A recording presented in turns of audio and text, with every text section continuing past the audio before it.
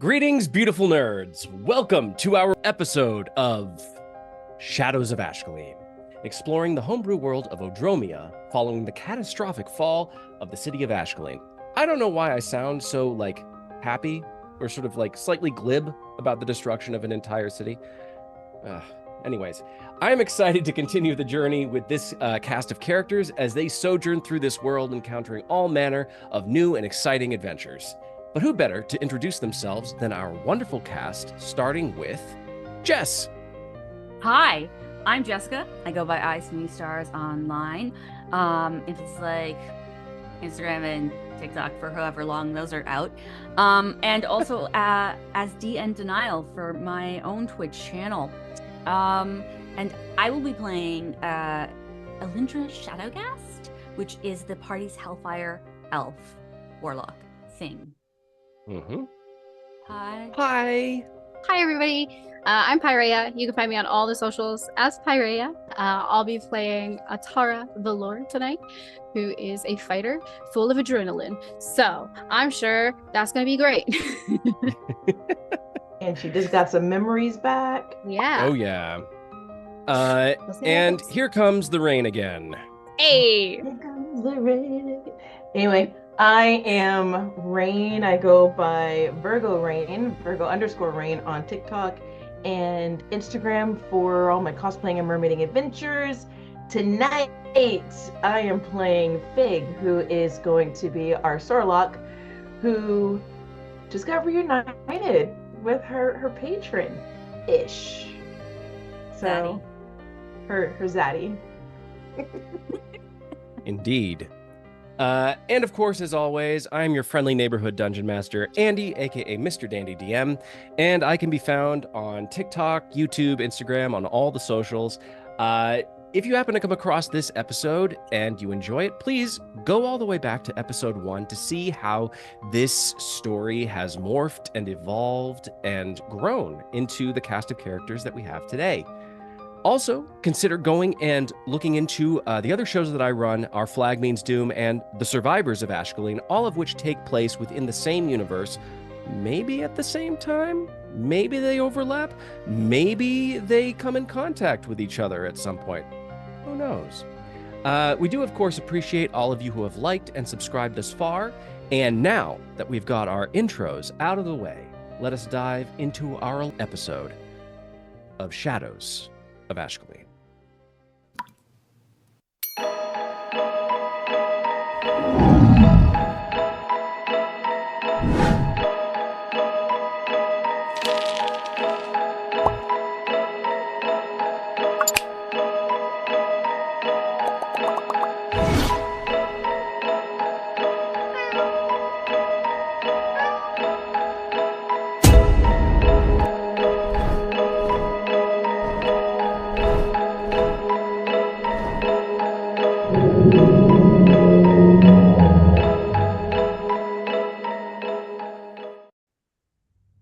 I need everyone to roll for initiative.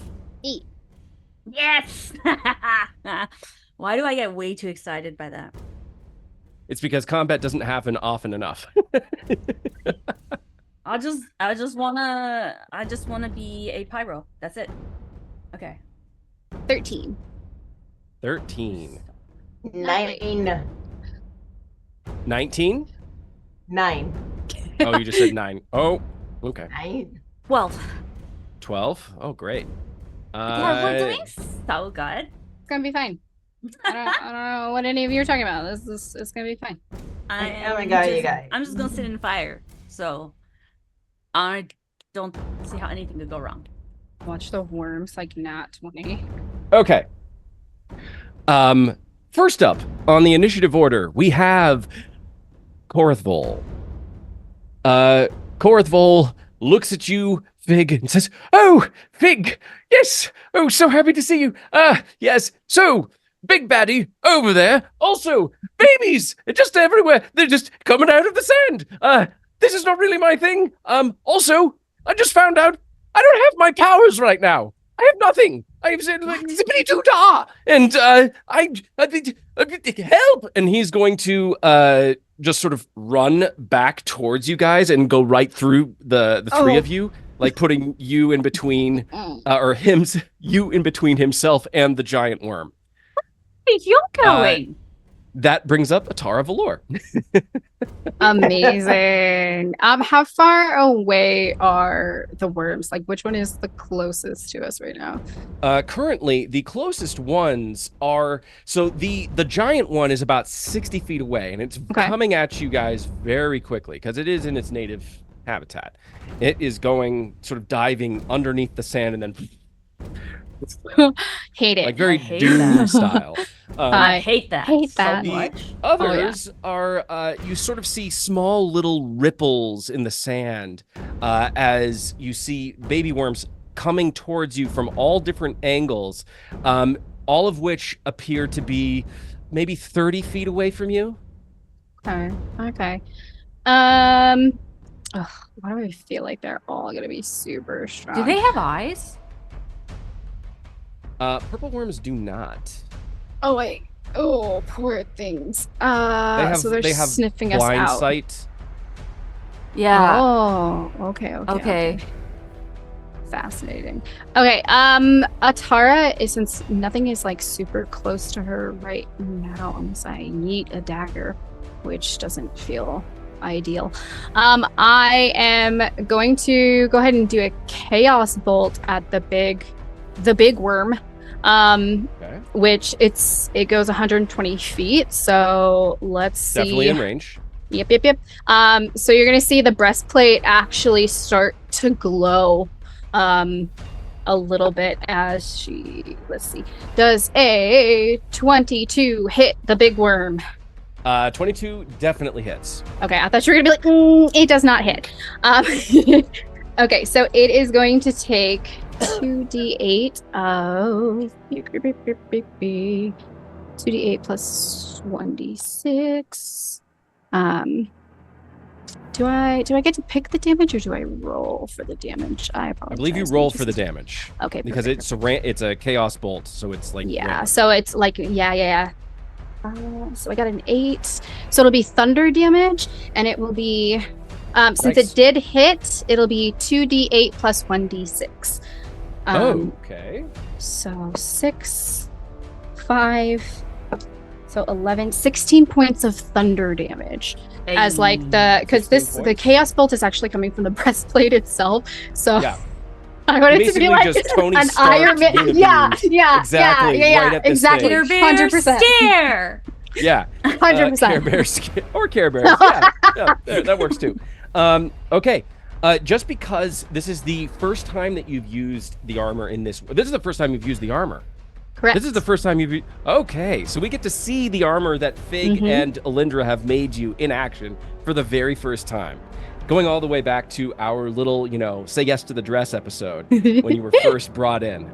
So I am going to roll, just for the hell of it, I'm going to roll a Constitution saving throw on this worm. I hate it.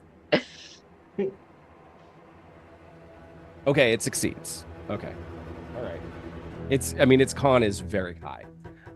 So you see very briefly as it sort of like dives into the sand, and as it runs and rushes out of the sand almost straight up, your blast catches it like right in the maw, and it like very briefly sort of like shakes, and sort of there's a brief moment where you can sort of see maybe it was disoriented by the blast because of it was thunder damage, correct?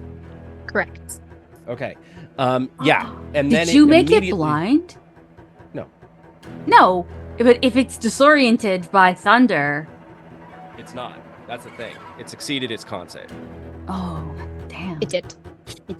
Sorry, I was like reading my spells. No, you're totally good. Okay. And that'll be my whole turn. Woo. Okay. So Atara Valor, you just blasted this thing for 16 points of damage. It is not disoriented though, as it continues to make its move towards you guys. Elindra, you are up next. Who? Elindra. You. Oh, me. Sorry. Apparently I can't read things and be aware of my surrounding. So we have a bunch of little babies coming towards us, and Mama. All right.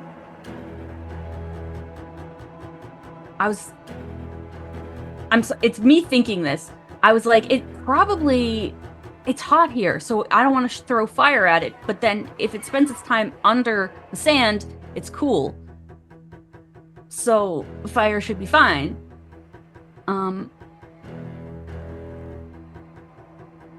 Rain. Yeah. What's your AC? 14. What's your dex? It'll take me out to dinner to get that one. That is 14. 14. Okay. I can give you, if you're not wearing armor, I can give you mage armor. I have it on all the time, but I can also give it to you because it's not concentration. Sure, I do have armor back at this, but this will cause me to use a spell slot, but that's going to be on my turn. But if you want to do that, then sure. I want to make sure you're as hard to hit as possible, so this would be, it should give you 18 armor. Yeah. I'm going to walk up to you, grab your shoulder, and say, please take care of yourself, and cast mage armor. Ooh. This is my size. I like it. Thank you. Yeah, like it, yeah. I like it. So you should have, 18? It's 13. 13 plus dex modifier. Dex modifier is... My dex modifier is +2. +2. Oh, hang on. So it would give you 15 then. 15. Still... 1 point is a point. Okay. Yeah, I'm not going to. Like I'd much rather keep you safe than any of that. I will then run away from the group, and start jumping and making noise, and we're gonna hope that it splits them. Okie dokie. So you just did mage armor? Yeah. And then you what spell did you just cast? I didn't cast. I cast mage armor. Okay. It's at will, so I don't know if you are you counting that as like a cantrip? It's first level. No, I'm wondering what did you take after that? What did you do after that? I ran about 30 feet away from everybody and started jumping and clapping and trying to get the baby. So you're running towards so they're coming in from all sides. So you're running towards a group of 2 purple worm babies right now. Purple wormlings. Okay. All right. That will bring up Fig. So you just called them wormlings? That's so just... I love it, actually. They're wormlings. It works with like... By the way. So, let's do this shit. So, how far out are they? You said 30 feet? Yes. And coming from, like, say if we're... I guess it's like me, Atara, and Korrith. You're right here. They're coming like this. Yep. There is one behind you that Korrith Vol's technically closest to. There's 2 in front of you. There's 2 coming in from the side where Elindra just ran off to. 1 in front and 1 on the other side. Gotcha. I want to go ahead and cast... Is that the one I wanted to do?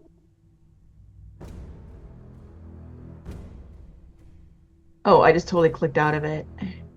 It was going to be Rhymes Binding Ice.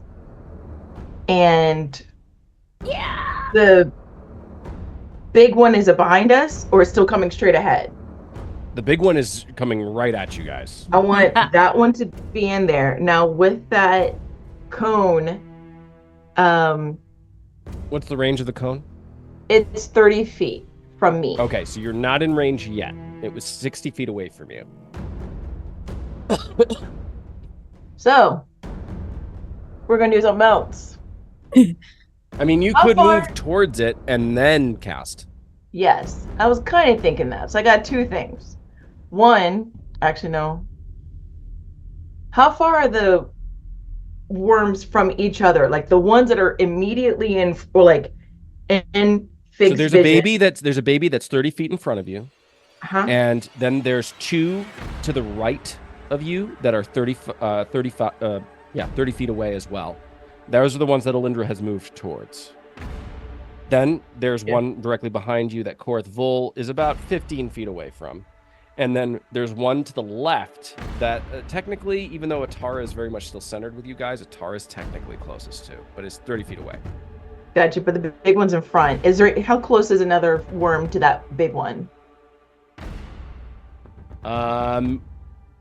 So it would be, so that worm is 60 feet away, so 30 feet in from that.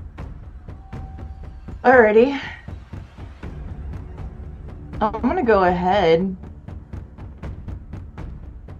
and cast the one that's directly in front, barreling ahead towards me.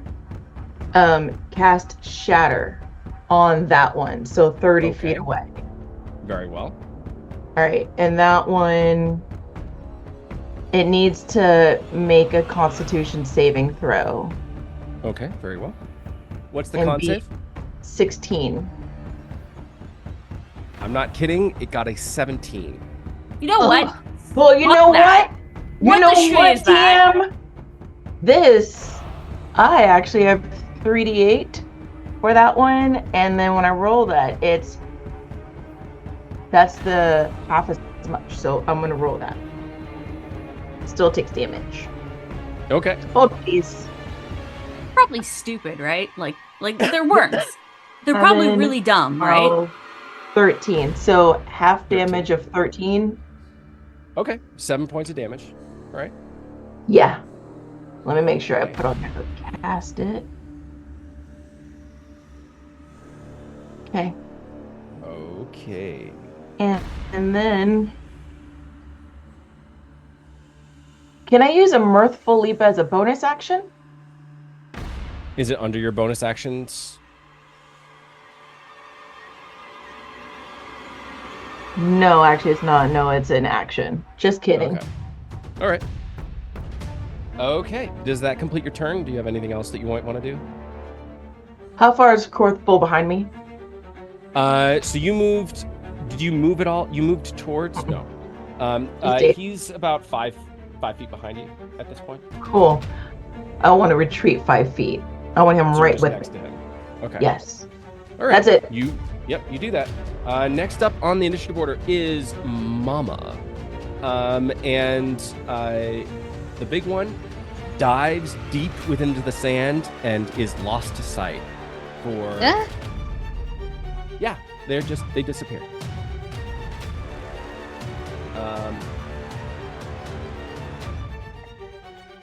Yep. That brings up the one that Fig just attacked. And they are going to... I'm actually going to see... No, not. Okay. They're going to move towards the group, the 30 feet, to get to Atara. And they are going to attack Atara with a bite. Hold, please. Right. I have synaptic static.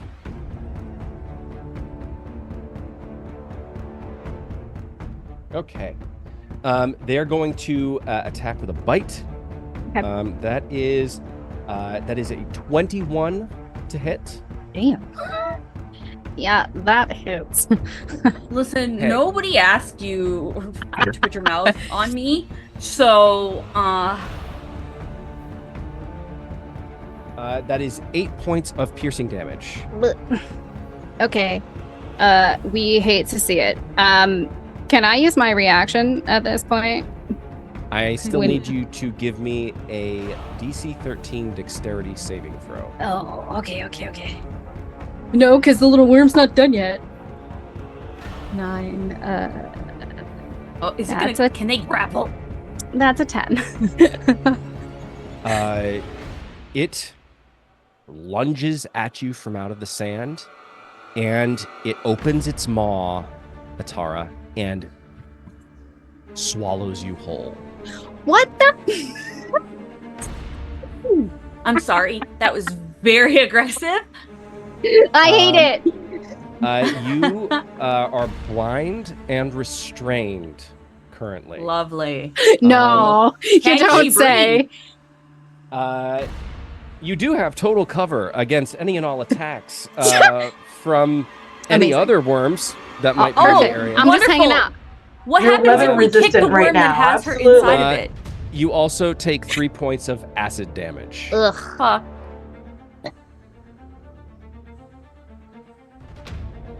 Just so everyone knows, if the wormling takes 10 damage or more on a single turn from a creature inside it, the wormling must succeed on a DC 21 con Oh, save. you could yak up. At the end of that turn, they will be regurgitated out, and you will fall prone in a space within 10 From feet of it. inside it, though.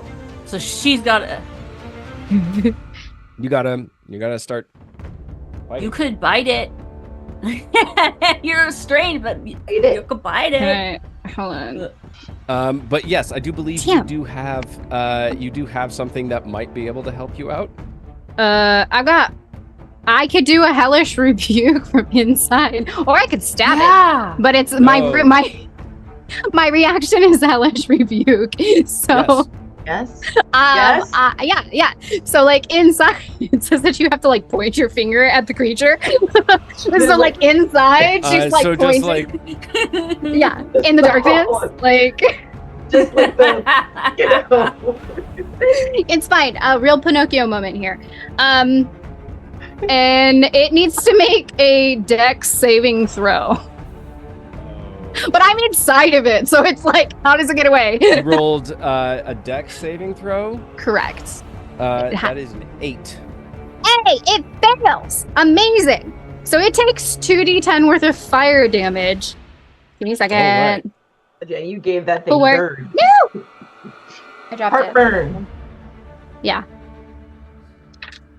7 plus 9. So 16 points of fire damage. So yeah. So it swallows you whole, and you immediately start to feel sort of the slickness of its like stomach acid start to try and consume the organic material that you are made of, and it immediately ignites sort of this. You're the inferno within you, and you unleash it at the on its like throat area. And it just suddenly, its stomach acids get like, you give it heartburn, and it just sprays you out onto the sand, sort of like gushing vomit. But yeah, you burn it for how many points of damage was it? 17? 17? 16? 17? I don't remember. It's one or the other. So, yes, it is. It's not looking too good. It's not Hell looking yeah. too good right now. I am also not looking too good right now. The that completes its turn. That brings up the next purple wormling. This one is going to attack Elindra. That is a 14 to hit. Nope.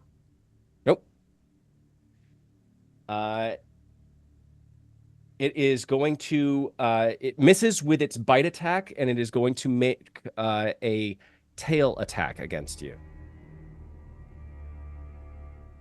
That is a 17 to hit. That will hit, yeah. Okay. These are babies, but they do pack a little bit of a punch.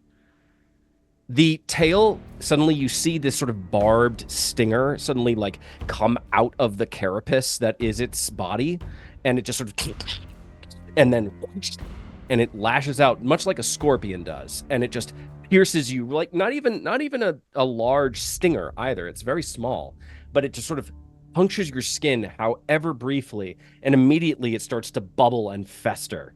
And you take 7 points of piercing damage, and I need you to give me a Constitution saving throw.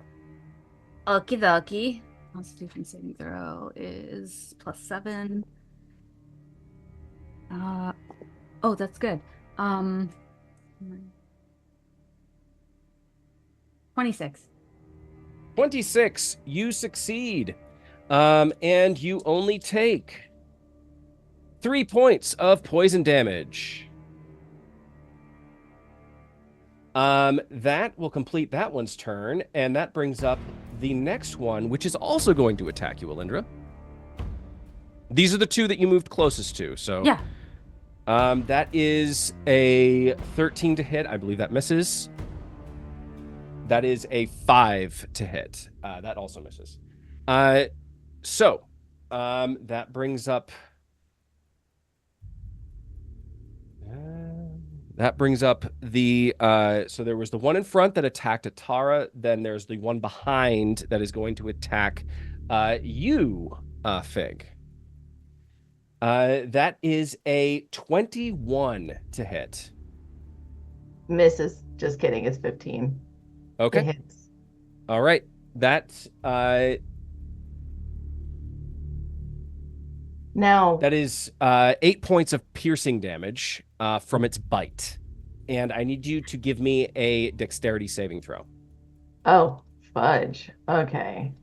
Dexterity saving throw. That is 10 plus 2. No. Oh, just barely. Korrith Vol is he sees the attack coming. He's like, Fig, look out! And he points, and it's too late. Suddenly, this thing just comes and just comes right down and just snaps you up and just ingests you as it dives into the sand. That is going to be an additional 3 points of acid damage as you are swallowed whole.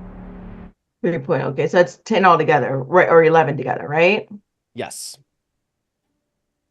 Okay. As you get consumed, Fig, you hear the faint sound of Korrith's voice get quieter and quieter as you feel this creature descend into the sand. Shit! You think? Because you No. useful at all.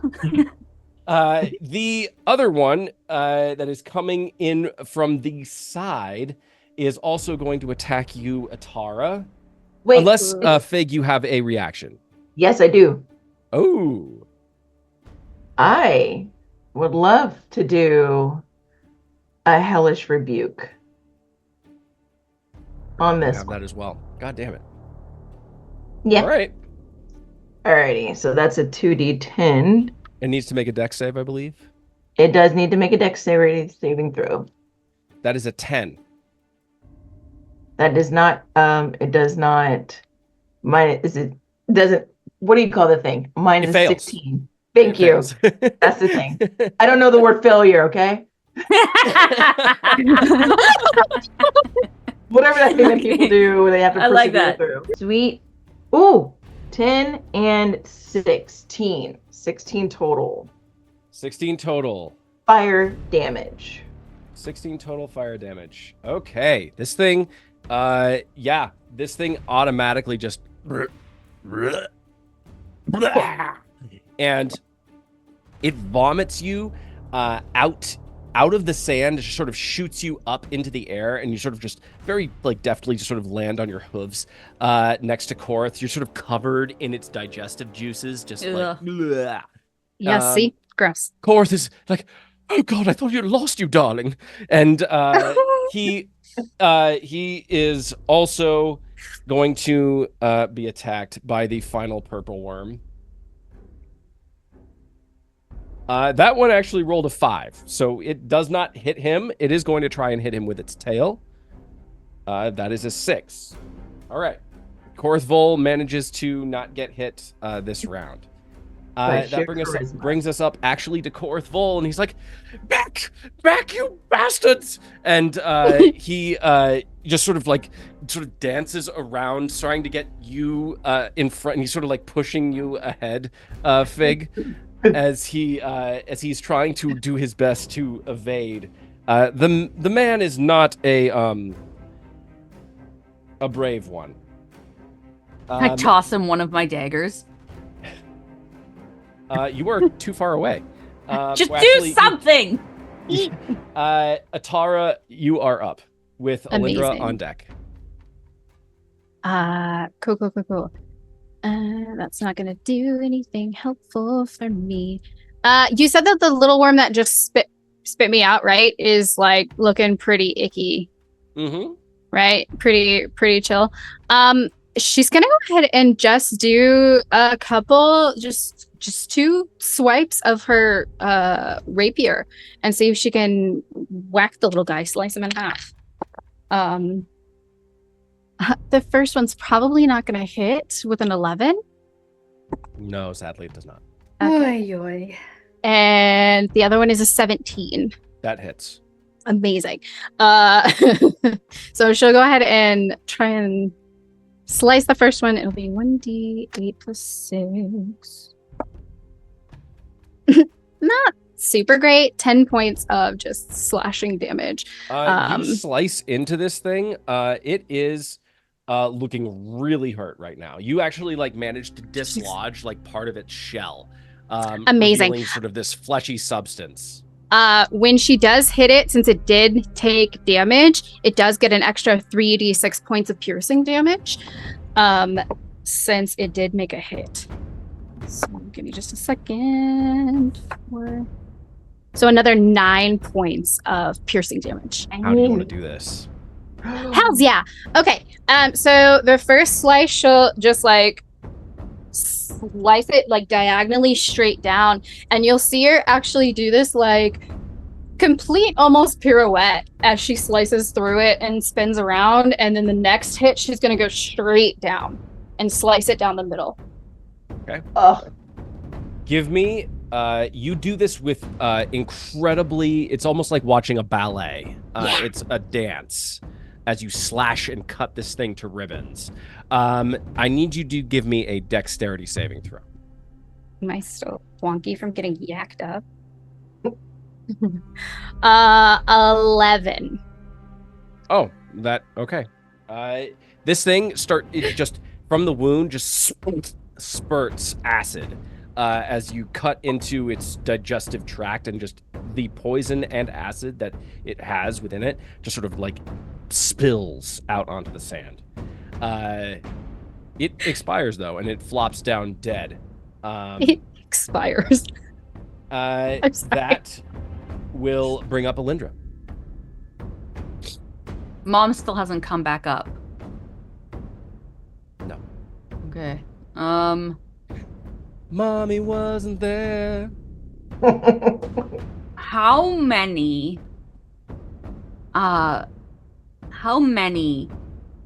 of these things can I get in a 20-foot radius sphere if I move wherever? Just the 2 that are near you. Just the 2? Yep, just the 2 that are attacking you right now. Okay. I don't wanna. I cast Fireball on myself. Hey, you're so. Yeah, Okay. they're right at they're right at my feet. Yeah. Okay. Do I need to make a dexterity saving throw? You do. Okay.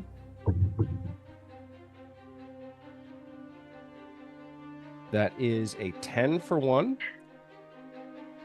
And that is a nat 1 for the second one. So they both Both of them fail.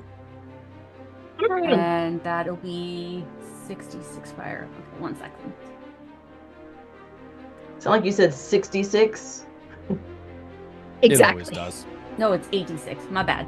Hey. Yeah, I was like, that's not right. 1, 2, 3, 4. Which 5. sounds like 86 if you say it fast enough. I mean, you heard it, so it counts, right? 40 fire damage. 40. Okay. Tell me what this looks like, Elindra. I have just watched 2 people be swallowed by these things. And come back like all within 6 seconds. Yeah. So it's- No, I don't really think that's for me. And she she just immediately changes form, and with that rush of like fiery energy, that's what spreads out around the worms, and then it all comes back into her. Okay. The worms are still up, but they are looking extremely charbroiled right now.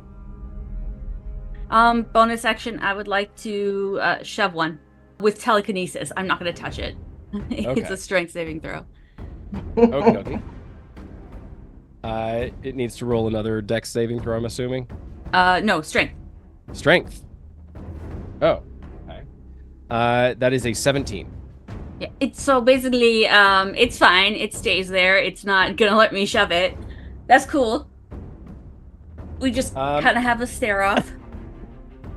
Yeah, use the fireball sort of just an inferno engulfs these two things, and they immediately start to shrivel up and like, ah! Just causing just a loud piercing screech to fill the air. As yay, mom's coming. It is at this point that the ground beneath your feet starts to rumble, and you can sort of see the sand just sort of like start to spread out and vibrate. And at this point, suddenly, actually, it's Atara who sees them first. Oh, no. Atop one of the sand dunes, sort of overlooking the desert battlescape that is in front of you guys, you see. Hold on 1 second. He was looking, and I'm looking too. I'm like, where? What? What do we see? Where is it? What? Huh? Who do they see? Dan? You Oh. see. Hello. Hi. I was like, I don't know. I don't see anything. You see a gray-skinned elf man with big half-plate armor, wielding what looks like a broken scimitar with just the hilt going about that much up, walking forward, looking at you all and going, you all look like you're in a bit of trouble. Did you need some help? Nobody asked you. I could walk away, No. but Don't mind her. that thing Yes, seems yes. big. Yes, of No, course. stay, It would be stay. wonderful. Hi. He's Just to party. paint the picture for you, Dan, I won't say your character name just yet. The purple worm is not to be seen right now. Only the baby purple wormlings are visible. They are actually doing battle with the party. One of them has been slain, while two have been extremely burned by Elindra. One of them is in combat with Atara, and one is in combat with Fig. I thought I sliced mine in half. Oh, this is the other one. This is the other one. Yeah. Okay, never mind. The non-sliced in half one. Gotcha. As I'm running Actually, up, no. I made a mistake.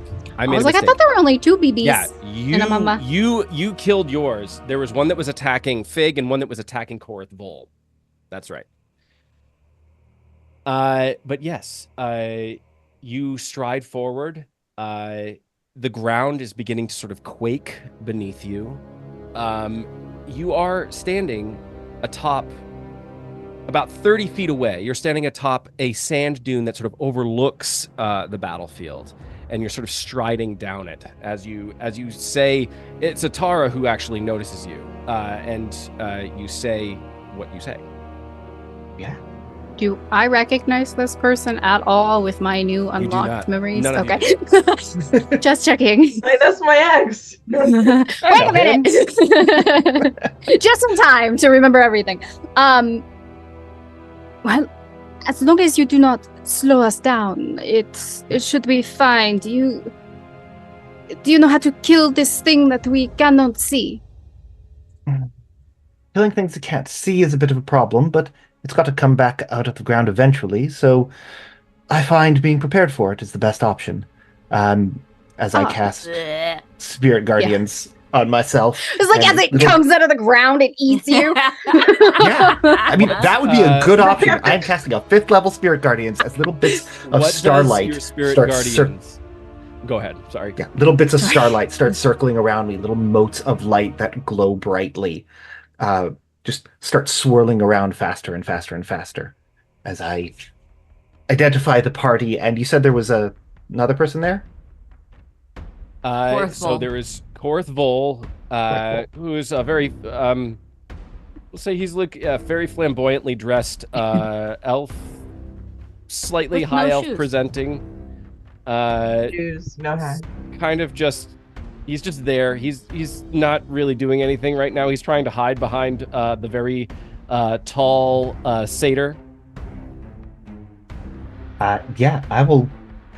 As I cast this, I'm just going to walk up to the satyr, who looks like she's in the middle of a fight, and let my spirit guardians do their thing. As they walk in, he has to make a Okay. wisdom saving throw. Okay. So there are two that you sort of like walk within range of, or is this a area of effect, or is this a targeted attack? He's a Beyblade.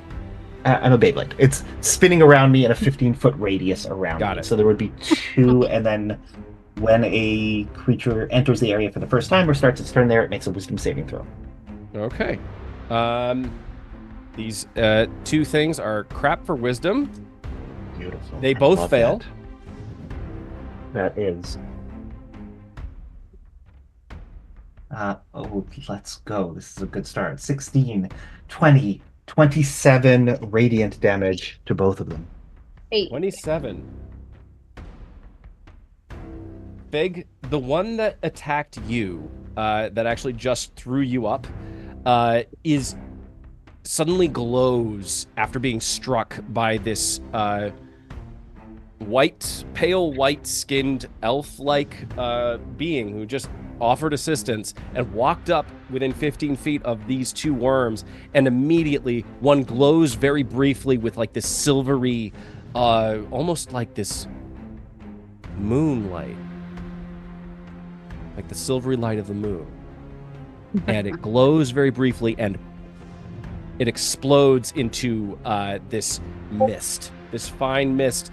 Its carapace just suddenly gets like strewn all over the place.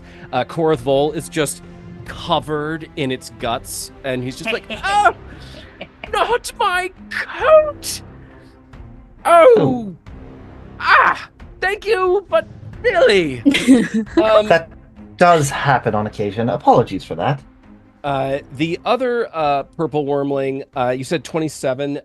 It takes the damage, and it is very, it sort of like, just very briefly becomes slightly disoriented as it is just sort of like searching for what attacked it. That brings up And Fig. Oh, unless you have another. I have a bonus action. Fig looks injured, yes? But I'm only 9 points down. Okay. I'm not going to heal you right now. I'm 11 just gonna- points down. Sorry. Okay.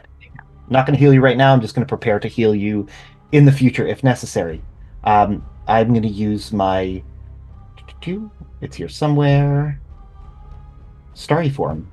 So as I pull out my dagger, my scimitar, you see that on the handle seems to be engraved with little dots, and some of them start to glow in the form of this chalice as a tattoo on my neck glows similarly.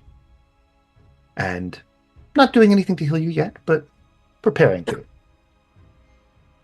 And that's it. That's my turn. That's your turn? Okay. Yeah. That will bring up Fig. All right. Fig glances over at this gray-skinned elf and goes, "Be careful. I'm susceptible to elves."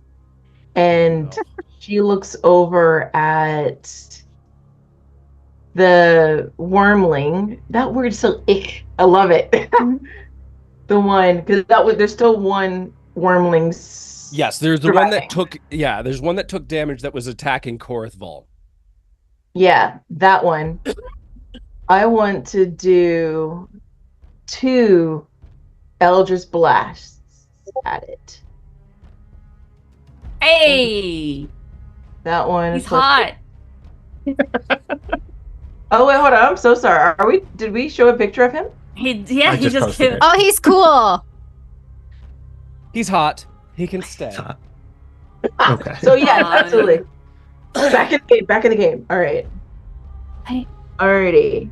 Focus, Fig. 18 plus 8, 26 points to hit.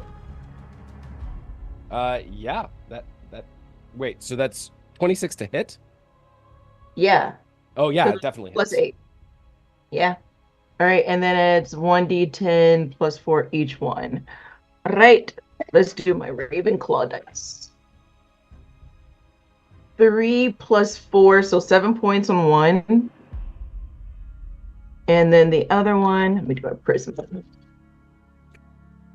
9 plus 4, 13. 13 total damage. 13 plus, what did I say, 7. 20 points. How do you want to do this? Hey. So as she says that, and she's looking over at the gray-skinned, soon-to-be conquest, is looking over.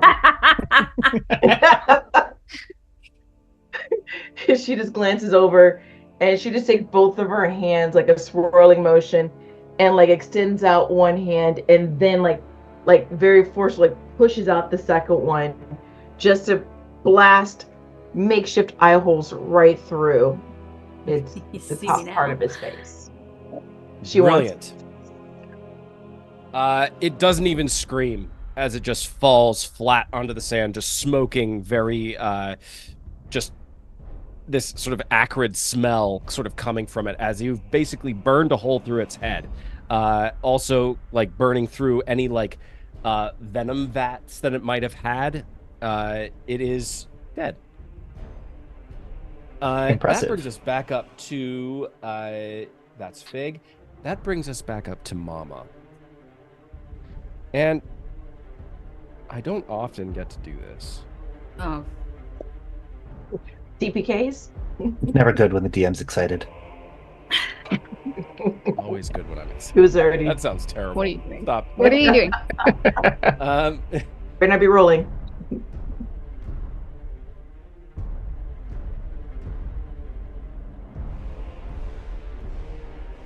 Tell it's gonna come out from the sand and just. One of us is going right in its Oh mouth. yeah. We've all seen Trimmers, you know. Okay.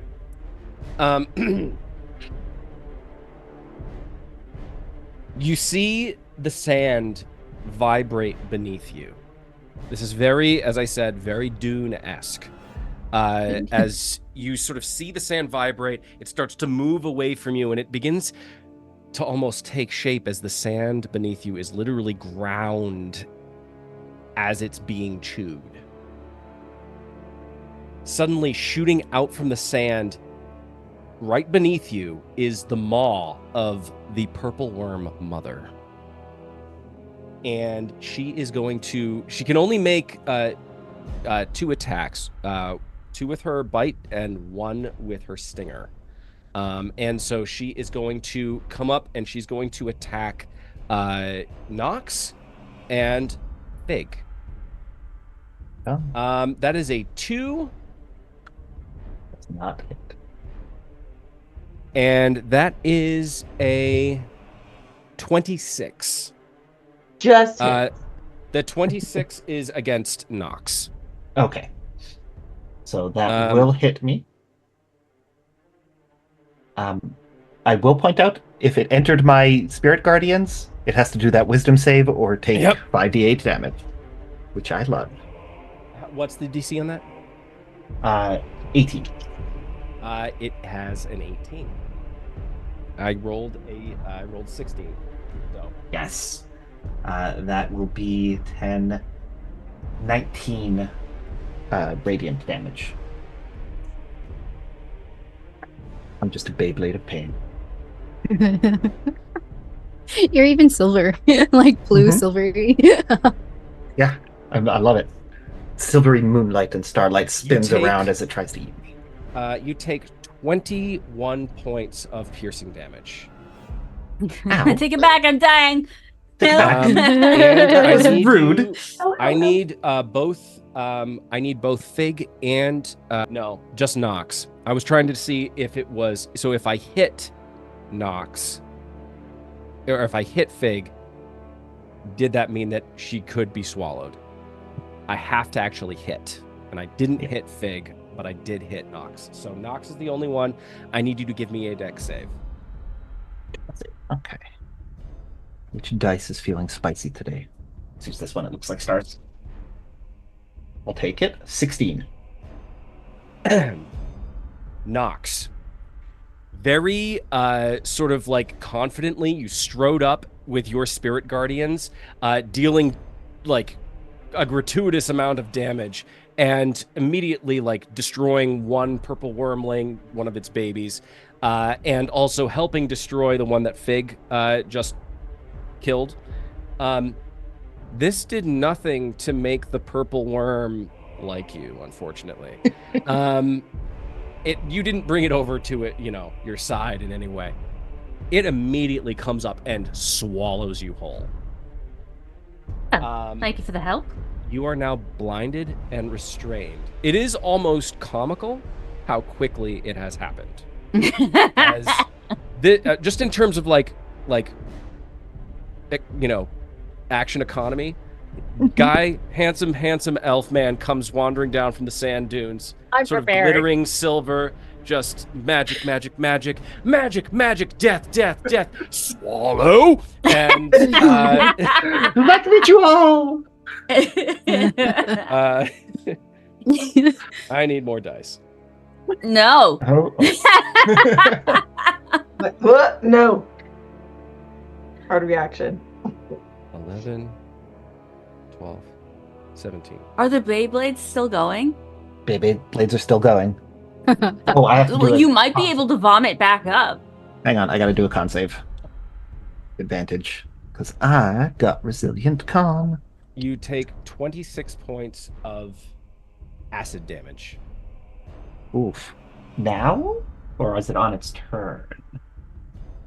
Oh, you're right. 6 At the points. start of each of its at the start of each of this worm's turn, yes. So Got the it. worm takes 30. Okay. And then I might be able to hurt it and knock it out. Okay, good. Do you maintain your Beyblades? Yes, I do. I got an 18 Okay. on my concentration save. Okay. Roll for damage then. I did already. Oh, When it came to what did you bite me. I got a... I'm trying to remember. It was 19. So 19 points of damage. Yeah. When it came to Beyblade me. When it came to eat me. Yeah. You are still only takes- swallowed. yeah. I figured. It was nice to know you. Nah, I got this. It'll be fine. It'll be fine. Mom! Mom, I've been swallowed. Okay. That will bring up back to the purple worms attacking Elindra. This one charred, looking very much like chicken that's been left on the grill for far too long. This purple wormling is going to try and bite you, Elindra.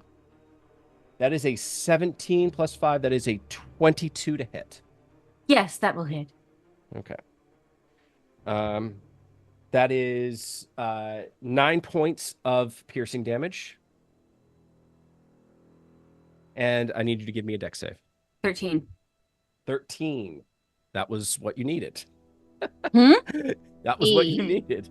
Thank God. You are not swallowed. It bites you, and it's like just against your arm, and it immediately just like thinks better of trying to swallow you, as it's like, wait a second, this thing just burnt the shit out of me. I'm not going to try and swallow this thing, and it immediately starts to move slightly away from you, just like trying to circle like slightly so that it gets the other one between you and it. Oh, I feel like it would make a nice pet. That will complete its. Oh wait, it still has its stinger attack. That's a nat 1. Just for shits and giggles. That's a double nat 1. Hey! Hey! Dude. Okay, so here's the thing. It rolled a nat 1, and I was trying to see if on that roll of a nat 1, did it actually instead attack the other purple worm that was attacking Elindra? And I rolled that a nat 1. And so I'm basically just determining, well, I'm gonna do the percentile die. See if it see if it accidentally like hit itself. I rolled a 90. This thing like is so disoriented by like being burnt alive that it just with its stingers like and just stabs itself in the neck, dealing This is how it dies. 6 points of piercing damage, and it immediately dies. It basically looks at you, bites you, is like, I don't like this. No, wait, I have to kill you. And just stabs itself in the I would neck. rather die. I would rather die. This is Elendra's like, nope, I'm taking myself out. The other purple wormling, who also just watched or sensed that its sibling perished, is going to actually try to dive back into the sand and like get away from you, Elindra. No, don't go. I thought we were having a nice time. Just asking, that one isn't within range of me, is it? As a reaction? How close is it? So you haven't really moved, so it would be 30 feet away. Boo.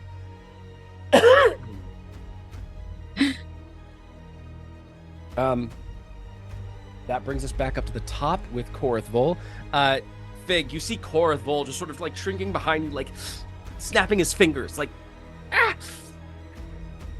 what is wrong with you? And then he like he takes off his hat, and you see like these like antlers that he has concealed within his hat, and he like the sharp, like his very sharp, pointy archfey ears, and like this brilliant shock of red hair that sort of spills out of his top hat, and he's just like, "What the fuck is wrong with you?" And he starts to like to smack his hat like viciously, and he's just like puts his hat back on his head and it's like, "Come on, blast you!" And suddenly, poof, he disappears. Did he just run away? That will bring up Atara.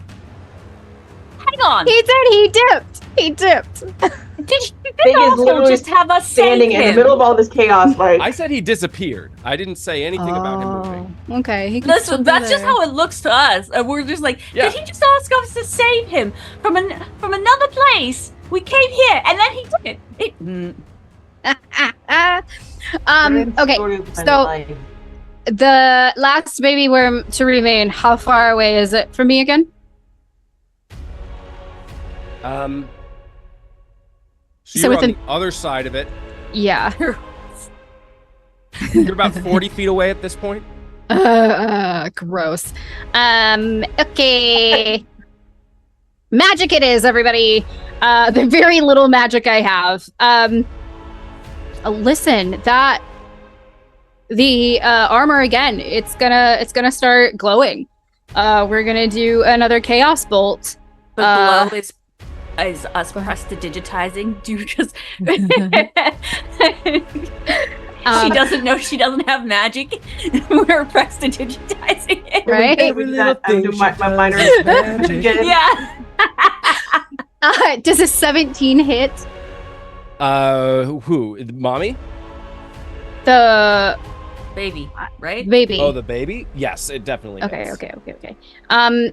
Because I got another 8, it will be. Is there any damage. possibility for you to roll less than 2 points of damage with this? No. Okay. How do you want to do this? Cool. It's we're gonna again like just Iron Man lightning again because I rolled it an 8 on the damage. So it's just gonna shoot right at the thing, and as it hits, it's just gonna like dissolve into like ash. Because it'd be 2d8 plus 1d6. So that's a lot for a little baby who's already sick. You atomize this thing. It is a green smear upon the sands. You all have just murdered an entire nest of purple worm infants. Their mother is furious. That will bring up Elindra Shattergast. Is Mom still here? I was after Elindra. Yeah, Mom is very much still here. Who's after what? Who's on what base? No, you are no longer after Elindra. You're after Nox now. Oh. Okay, so it's me going. Yes, Okay, and Mom is still here. very much so. I would like. Oh fuck this! I would like to do. Okay, I'm gonna go get it swallowed. I'm gonna go get swallowed. I would, and I want to go down far enough that I can grab Nox, and then look up and see out, and thunderstep him out. Okay, If that's so a cool thing. a swallowed creature is blinded and restrained. So That- it's okay. not, it's So not you can't that thunderstep simple. me out. You might be able to, from within it, cause enough damage so that it is forced to release you. I can still cast, right? If I'm restrained? As long as I would say, this is really the only time where I will ask, like, is it a spoken spell or does it require any hand Verbal and gestures? somatic. So if I can't, you don't want me to use my hands? If you have to use your hands because you are restrained, you would not be able to cast the spell. Okay, hang on. I got it. I'll get out myself. Okay, hang on. Here's what we're gonna do. I don't have to see you to.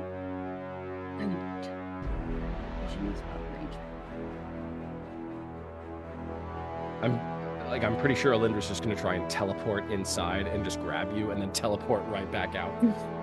I was gonna get swallowed and thunderstep out. Cool. Which actually, but I'm blind, so I wouldn't be able to see. Hang on, you teleport.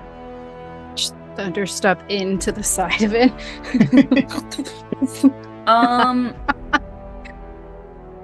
I cast blight on it. You cast blight. Okay. Yeah. Ooh. What do I need to roll?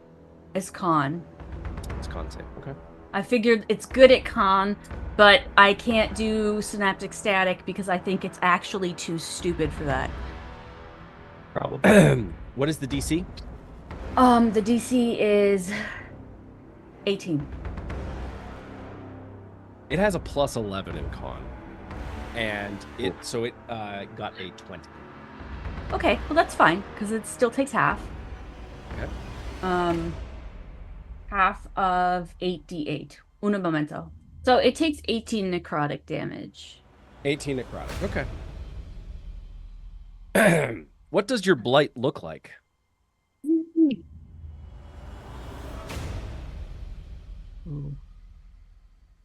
It comes out as a black six-fingered hand that goes up to this thing, like just floats up to it and just burns itself through it, kind of.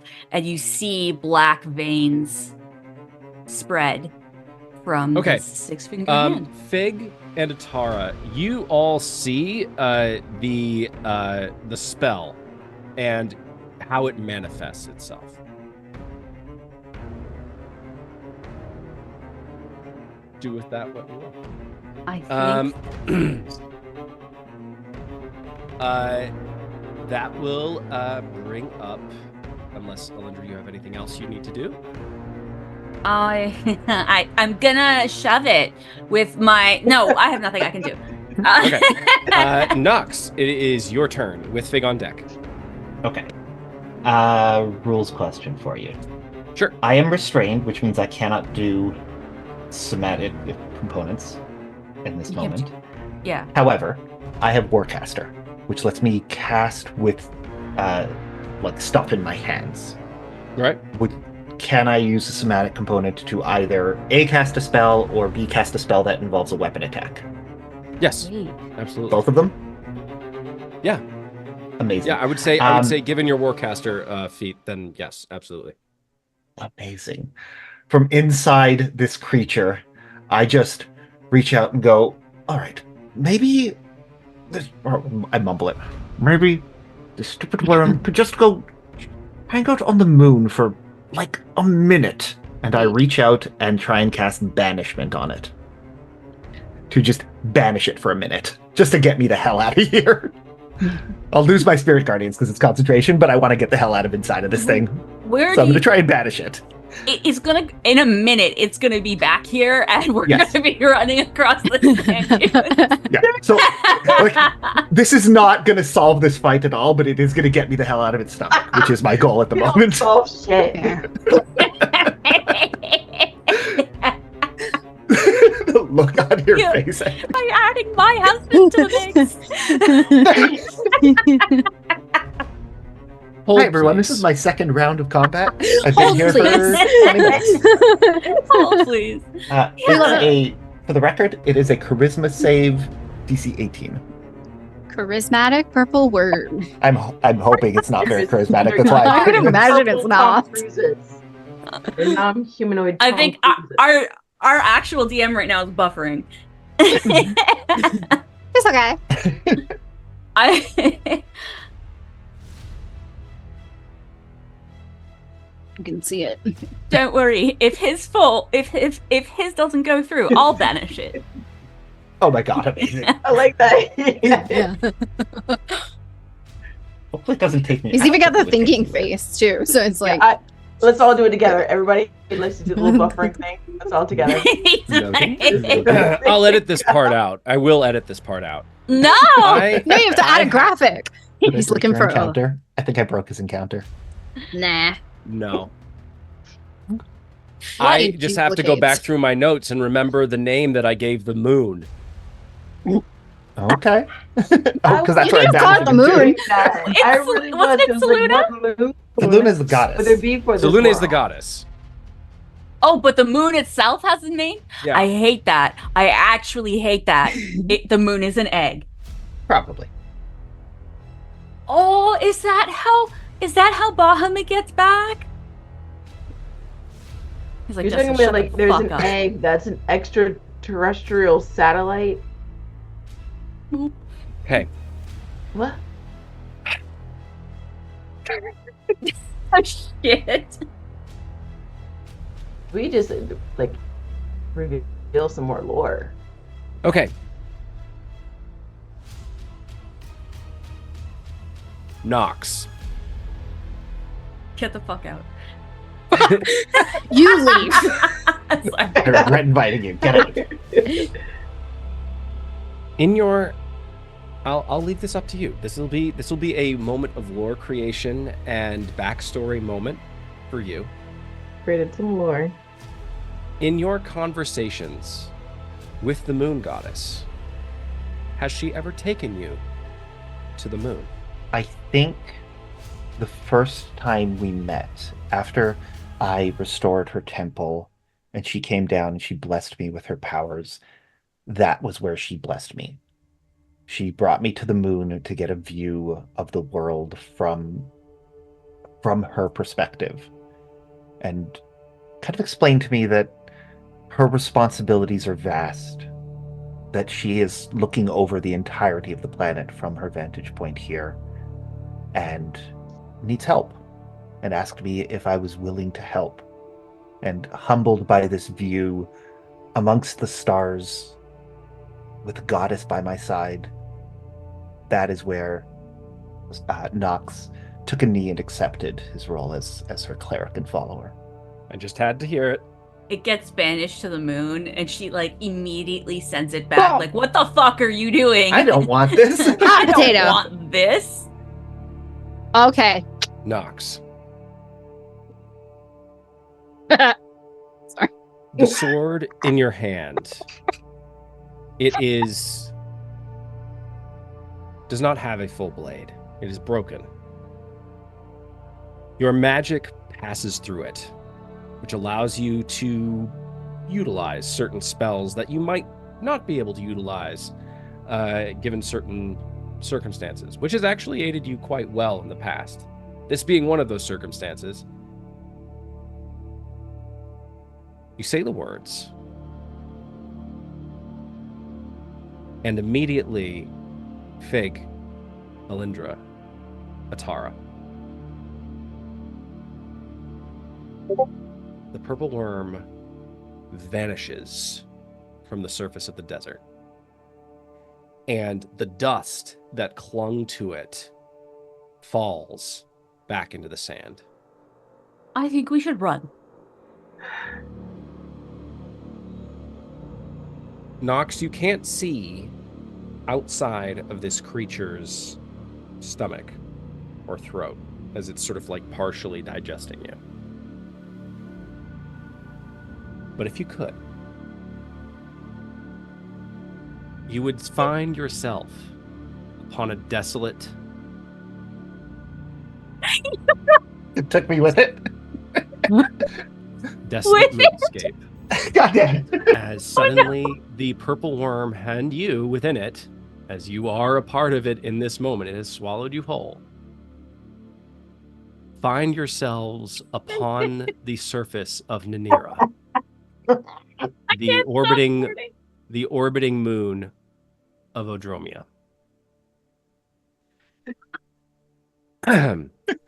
Almost immediately, you become short of breath. Not as short of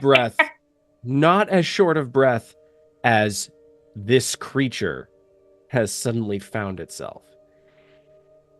The purple worm is not generally known for its intelligence. In fact, it is a very stupid beast. But immediately it knows that it is truly fucked right now. Oh, God. Almost in a way, it understands that it bit off way more than it could chew.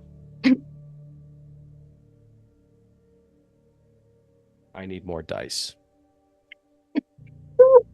It's over a minute. It takes like 10 minutes to really die of suffocation. Listen, if I In space?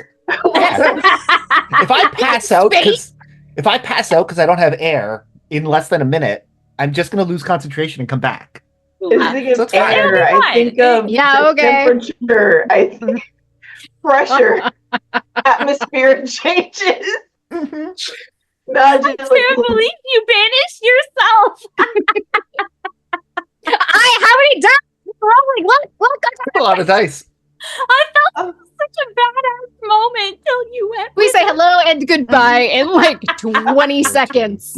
Because So here's how I'm doing this. Here's how I am doing this. I am rolling the damage.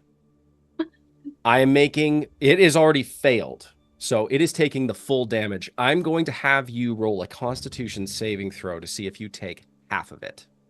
Okay. The DC is 15. Okay. Con is +8.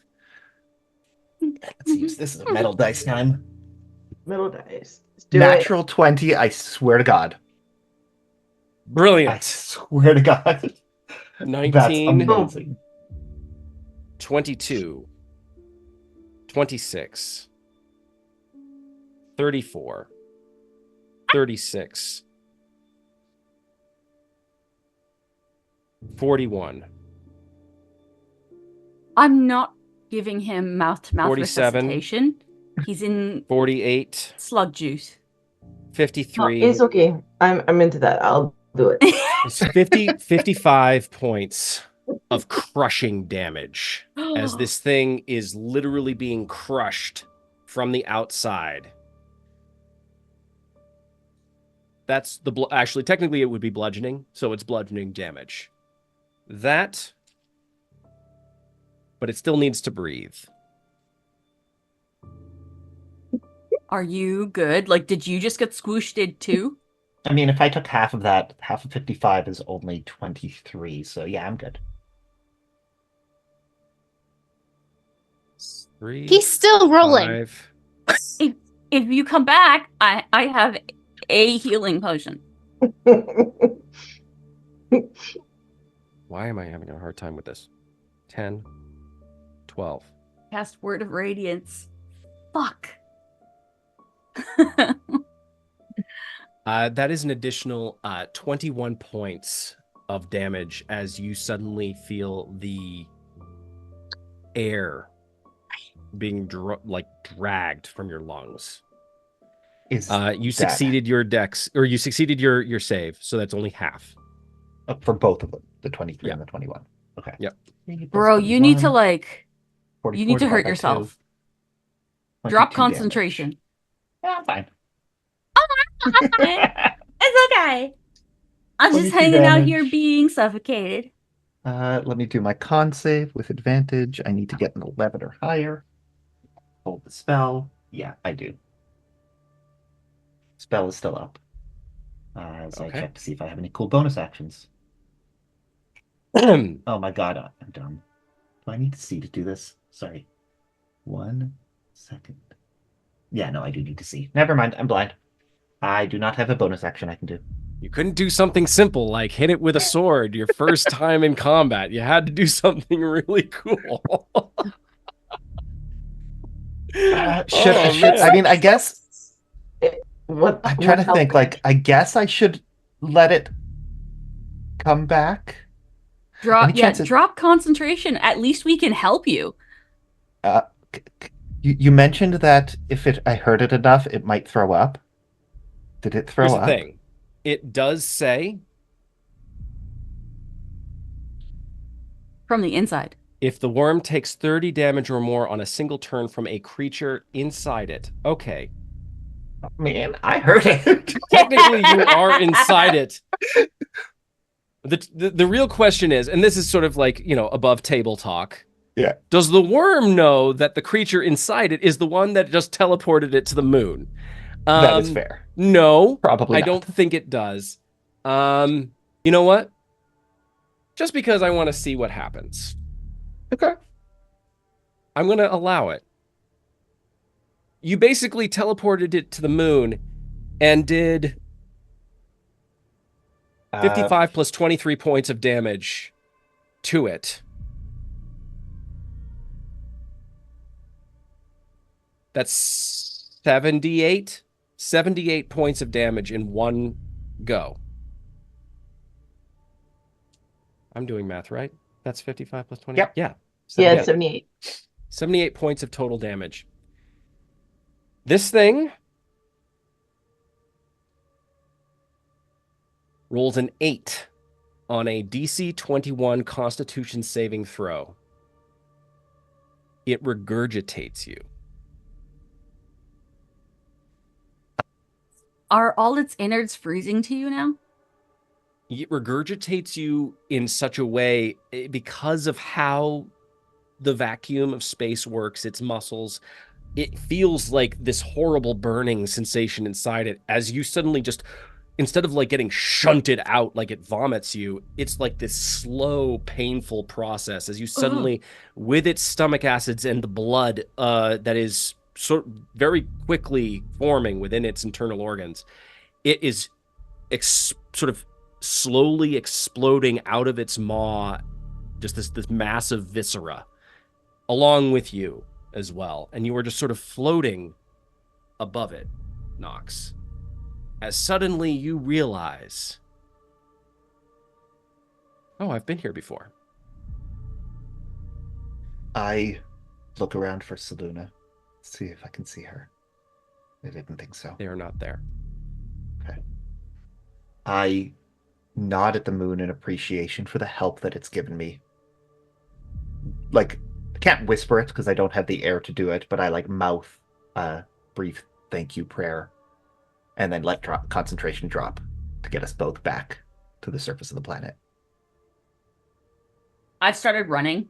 I just away. Here's the question about that.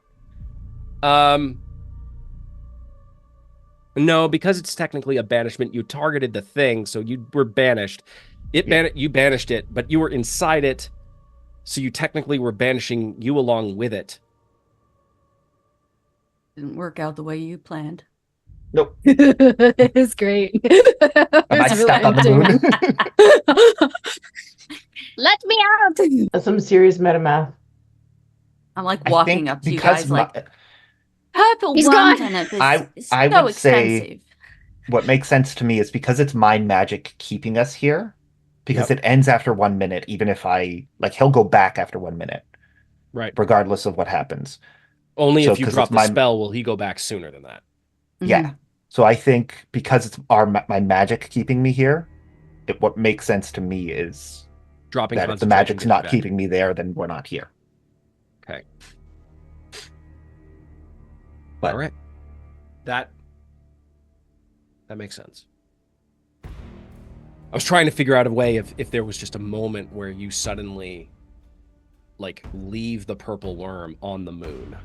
But it doesn't. Oh. That's not the nature Yeah. of banishment. It comes back. Yeah, because technically it's supposed to be like another plane of existence or something, but flavor-wise, I was like,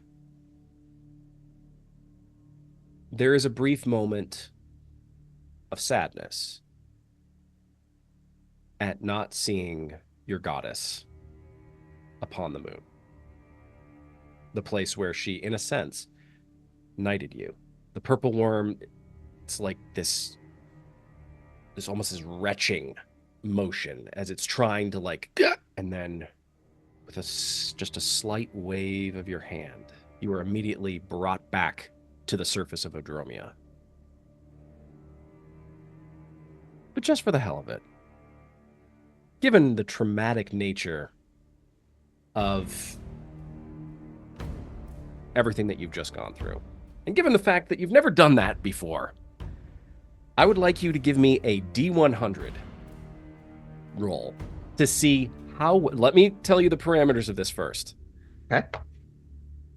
Give me a D100 roll to see if you put it back exactly where you took it, or if... I will say this.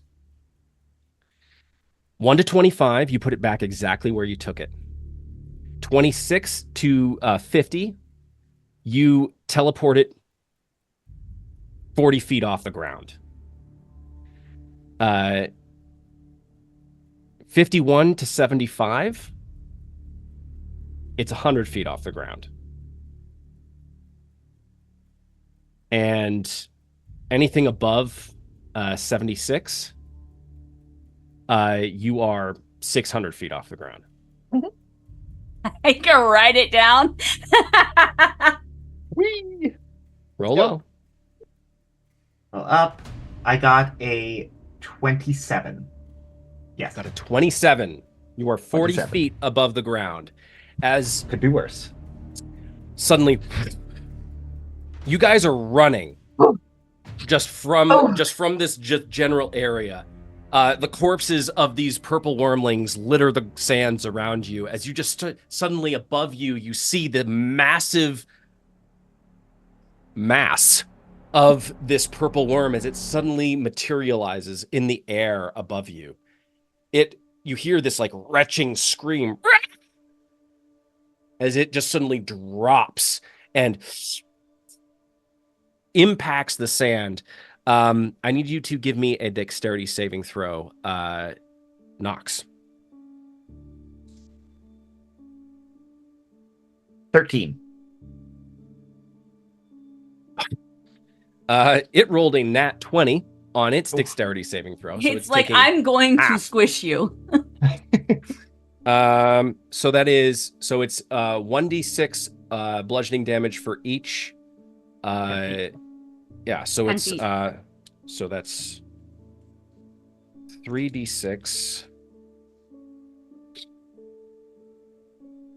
Okay, so that is 5. It's 11 and 15. 11. So 15 points of bludgeoning damage. So it takes half of that. So that is 8. So you take 15 points of bludgeoning damage, Nox. I mean, You I'm hurt. impact the sand right next to it, and it is, you sort of like cause like this mini like crater in the sand as its like hulking form just sort of like immediately just is like very slowly just trying to like haul its mass into a position where it can sort of get its bearings. That was Nox's turn. So that brings up Fig, unless Nox has something that they can do. Is potions bonus actions or actions? Okay, so the way I do potions, if you do it as a bonus action, you have to roll for the amount of health points you get. If you do it as an action, you get the full amount of potential HP that you get back. That makes sense to me. Yeah, I need the hit points. I have 16 hit points left. Lying on my back, just staring up, I just reach into my pouch, pull out a potion, and just drink it back. Use my one potion of healing.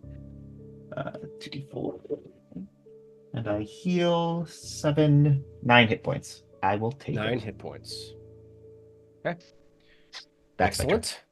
That brings us up to Fig. Okay, that thing's still alive? Yeah, very much so. And angry. Very much so.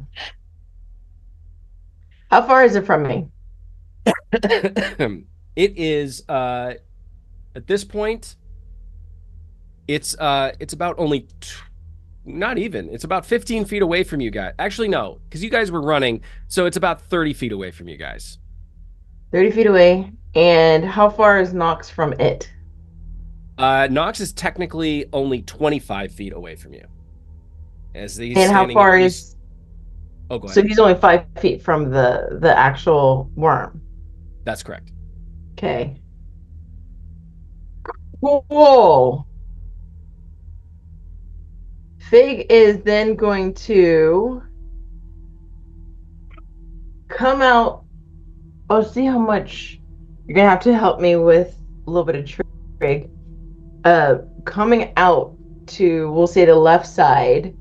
She wants to cast Rhyme's Binding Ice on it. Okay.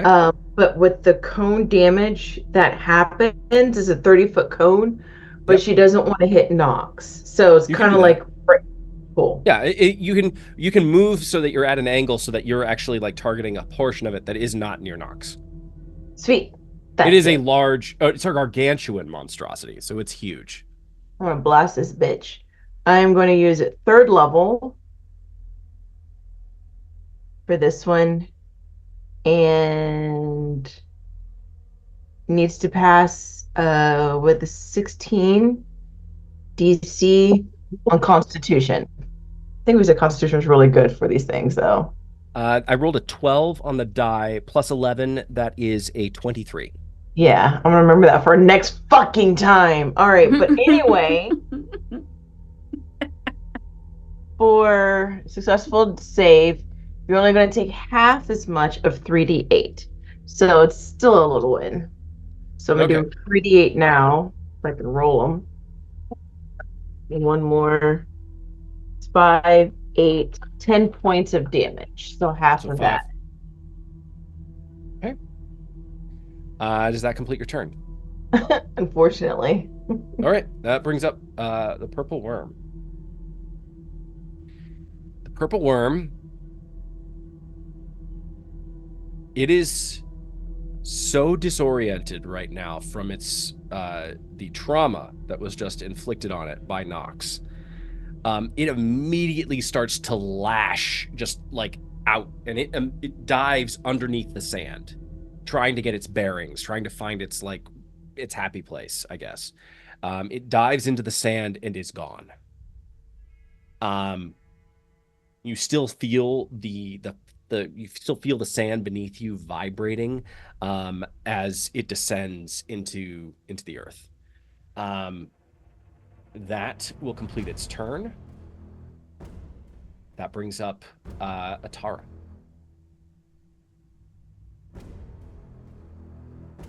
You're muted. You're mute. It is in the sand, though, right? It is in the sand. Okay. Damn. Give me just a second. I can't do beans. Can I don't have any healing. I don't have any until it's out of the sand. Can I hold my action until it comes up and toss 2 daggers at it? Yes, you can. Okay. And then I have a second question. If I hit it with one of the daggers, I can... I mean, it still counts as... when I attack a creature with a weapon, even though I'm throwing it, so I can also use a maneuver, right? Yes. Even if it's yeeting the dagger? Okay, perfect. So I'm going to hold my action, and the second it, pops up, she's going to toss 2 daggers, and then if the first one hits, I will be using a maneuver, so... Got it. Yeah. All right. That brings up Elindra. It's like it's we don't know how fast it is. I'm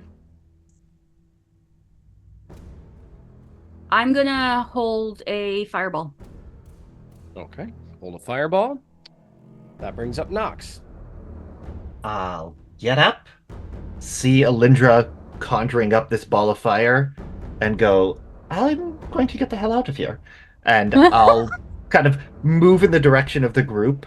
I'm assuming I was prone, so I've only got 15 feet. So I'll move 15 feet in that direction. And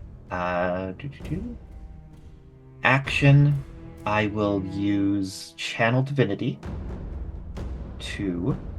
it's here somewhere. I have a lot of things. I use Channel Divinity to use Twilight Sanctuary. So I will, bringing to mind the vision of the moon that I was just present upon, I call upon Selune's blessing to spread out from me. A sphere of twilight radiates from me, and everyone who starts their turn in that sphere will gain 1d6 plus 8 temporary hit points at the beginning of each turn. How big is the sphere? 30 feet. Okay, so that right now would be a based off of Fig's movement. That would be Fig and Atara. Even if I moved 15 feet closer to the group? Oh, well, in that case, Yeah. yes, it would be all of them. Yep. Perfect. Okay. So and that includes me. So I will. Whenever they end their turn in the sphere, they get 1d6 plus 8 temporary hit points, including me. That was my action. Bonus action. I'm going to cast Healing Word. I'm going to do it at... I'm in pain. I'm going to do it at a 4th level. To heal up a bit more. Not here.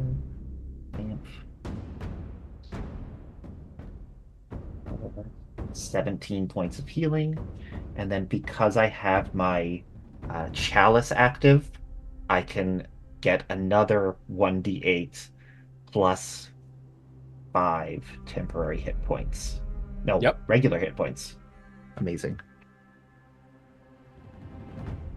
Okay. I'm going to use that on myself as well. So that's another 10. And back up to 51. 52. Yeah, see? Nothing to worry about. Fine. Yeah. I made somebody who heals good.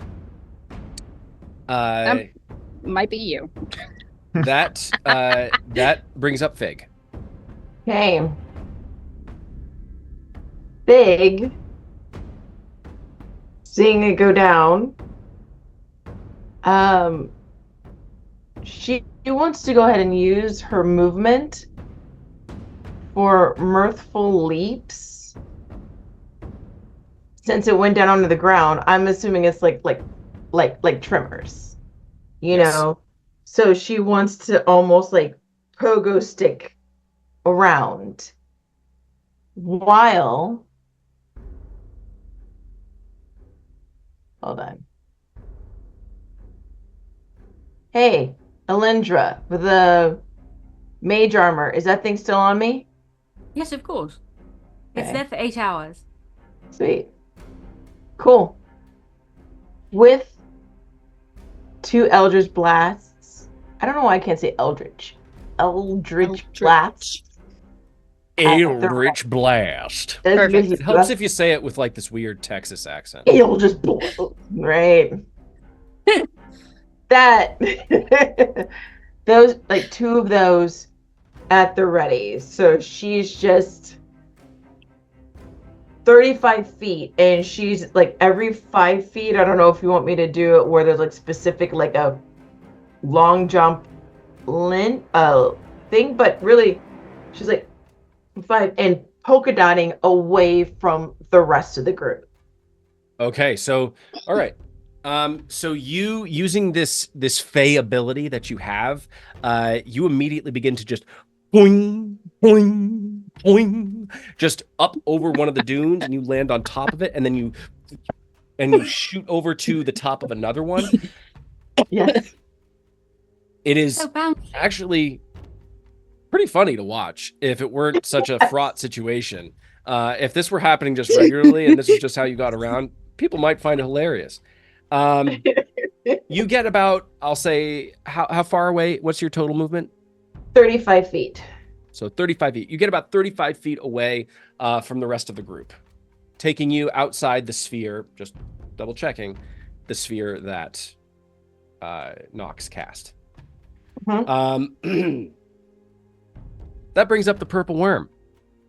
The purple worm, despite the intense traumatic distress Nox caused upon it, very quickly gets its bearings beneath the sand again, as it suddenly feels the warmth of the desert of the Silent Mother that it travels within. And suddenly, it hears very oddly pleasant sounds above it.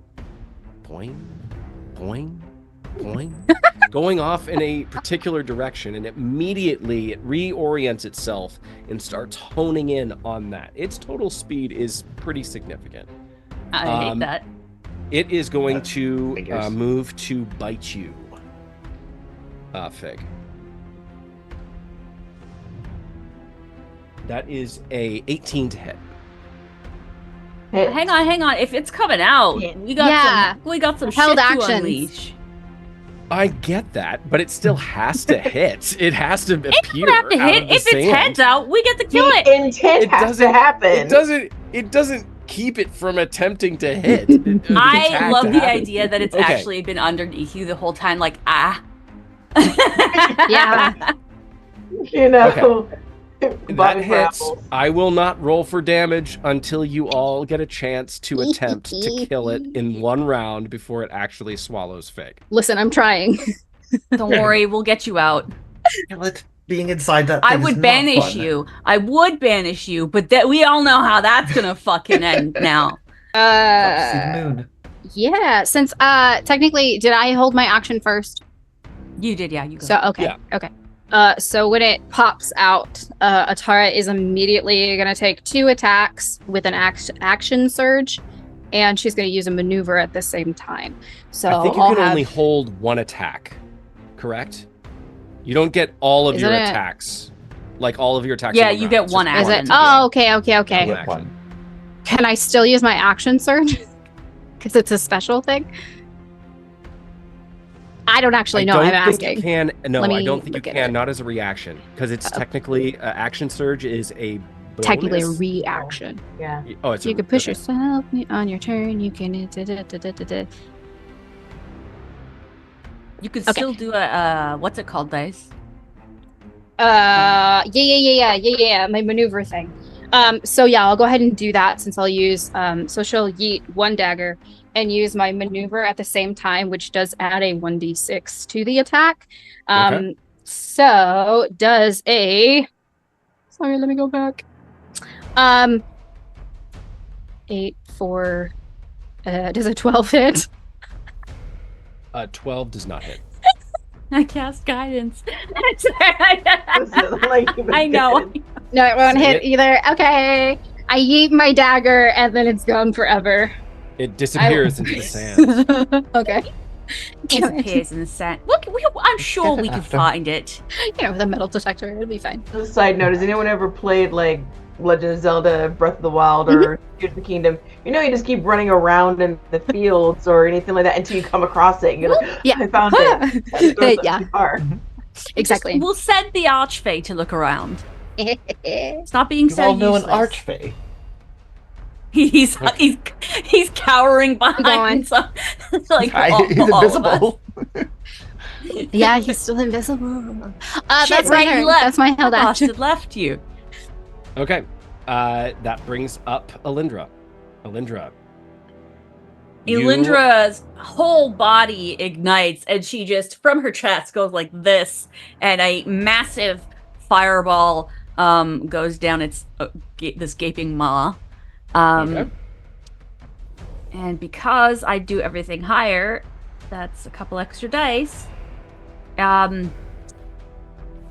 Dex save on your part, by the way. It's a 2. Perfect. It takes Hey. 51 fire damage. Yo! 51.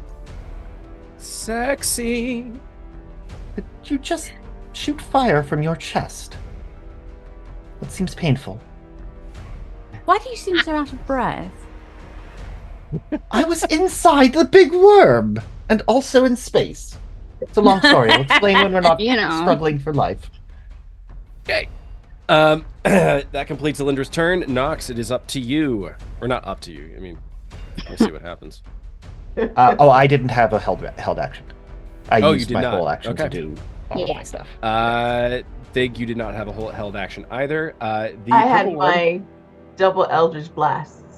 Oh, right. So let's just for flavor, you are mid boing as this thing suddenly Yes. just appears, just rushes out of the sand, gets blasted in the side of its face by suddenly Elindra's fireball, and then you're just like Hey. just unleash Eldritch Slow-mo, Blast by right the into way. its face. It's so Yeah, go ahead and give me a roll to attack. All right. Let's see. I am going to use my prism dice. And now I Okay. am down to cantrips. You done it. So 11 plus I spell hear you. attack. 19. Hits. All right. So first one is 1d10. Alrighty. Next prism. 5 plus 4, 9. 9 points. First okay. one.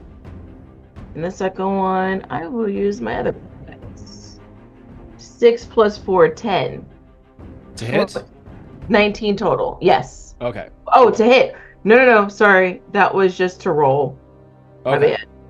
Oh, I'm What? sorry. Yeah. So it's 2. So it's 2. So it was how much total damage? It was 2 of them. 19 points total damage. 19 points. Okay, so 9. Okay. Is it dead? Ah. How's it looking? How's it looking? I mean, pretty fabulous. Is that Please so? consider. So what you're telling me is burn it more. Got it. Or it lights the flame. Yeah, that completes its turn. That brings us back up to. Oh wait, no, wait a second. It doesn't complete its turn. It hits. Hoping you forget. It bites Fig. It bites me. So, Does it so that's eat me? 3d8. Let's see. I don't think so. 16. That is 21 points. Oh, 21 Damn. plus 9. So it's 30 points of piercing damage. Ow. Can I do a reaction to that? Hellish rebuke. Sure. So, I do. Hold on. Actually, I'll put that one for that. Yeah. I want to rebuke the hell out of this. How many hellish rebukes does one get? It depends. I get some because I'm a tiefling, and then I also have an item that gives me one. Yeah. So- That's true. It depends on the build. Well, So I've been doing the ones with like before was like the 3d10, and I used one before 4d10. So this is my second one of 4d10. Got it. Alrighty. So 5d10 from my armor. That's Just so once. amazing. Just once, though. Alrighty, so a dex saving throw that you have to do. And hold on. Do I roll? I just lost That's it. a 14. So I'm assuming that fails. Yeah, that's a 16 save it needed to do. Okay. So now I roll 4d10. Go. 2, 3, and 4. All right, we got 7 plus 6 is 13, plus 3 is 16, plus 0, 10. 13, did I say that? Plus 10 is 23 points of 23 damage. points? Okay. Yeah. Sir, if you're He gonna... says, okay, period. No, nothing else. I can't... You can't eat my hair! You can't do it. You do that. You then are swallowed whole. Fuck. And you are restrained and blinded. It will start doing acid damage at the start of its next turn. Next turn. That will complete its turn. That brings up Atara. Okay, now I'm gonna do my things because I can attack twice. She's gonna yeet 2 daggers at this guy with an action surge as well, which will give me another dagger. I got a nat 20 for the first hit, the first dagger. Hey. So it's 28 in total. Yep. That's not gonna hit. It's a 14. Nope. And then the other one is a 24 to hit. The first and second hit, one is a crit. So you take, for the crit, you do the full amount of potential damage. Mhm. Then you do the full amount of potential damage on a dice roll. 8. And then, so that is 8. Mhm. And then you roll again. And then Okay. you add your modifier to that. Okay. You could add a maneuver to that as well. I am. I just haven't gotten there yet. Me Do being you not? mother instead of a I'm worm, can sorry. I give her guidance? You got this. What? I just sense it. 8. And then I roll it again, and then add my modifier. 8. So 12 for the first, and then I'll Okay. go ahead and add my precision attack maneuver to 12 that damage, one. you said? Correct. Well, for How the do you want to first do one. this? Fuck yeah. Yeah. Okay. For Hell the yeah. flare, it is 3 daggers. So, I think as it swallows Fig, Atara is like, "Oh no, not that is the worst thing ever." And she's going to toss 1, toss 2, and kind of do a little dash, like Naruto style, just dash up before the third dagger gets to it. And the first 2 will hit what I assume is its jaw, kind of like cheek here, to try and get it to and then she'll take the other dagger and try and as it's going slice right through here to try and help Fig kind of Open the crawl out. orifice for me. So, Secure armament. you know how there are muscles? Gross. There are muscles in our own jaws Uh-huh. that allow us to move our Yeah. jaws up and down. You basically slice through muscle and tendon that completely just make this thing's bottom 2 mouth portions of the maw just suddenly just slack open, and Amazing. just acid and blood just sort of pours forth. And I will say it is dead. And Fig, you just weren't even, you were barely swallowed, so you just sort of tumble out onto the sand. Mid jump. Yeah, I knew to expect it. The mother is deceased. You're out of initiative. This was intense. That was wild. Oh, come here, darling. I'll help you. And she starts prestidigitizing you clean. Ugh. The battle being over, No, I don't want to hear it. Sorry, No, not you. I'm okay. yelling at my cat. I was like, I don't have any more things for you to fight. Just Headbutt my door. the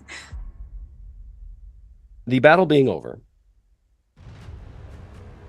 you sort of gaze around at the carnage around you. This massive hulking corpse of this purple worm sort of just stretched out across the sand. The purple wormling children. It sounds horrible. Mm-hmm. It's brood. Its nest. Let's just call it maggots. Sort of like, yeah, strewn about in different degrees of death. It's in this moment that suddenly next to you, a fig, slightly partially digested, not even really, but partially digested twice. You are covered in like acid and juices and just, ugh. It's very much Drax, the Destroyer from Guardians of the Galaxy, just sort of just like all covered in just this yellow and green, just ugh. Suddenly appearing next to you, Sparkles, is Korrith Vol, and he's just sort of holding the hat. Oh, darling, oh, so glad you're still alive. So sorry about all of this. I don't know what's wrong with me.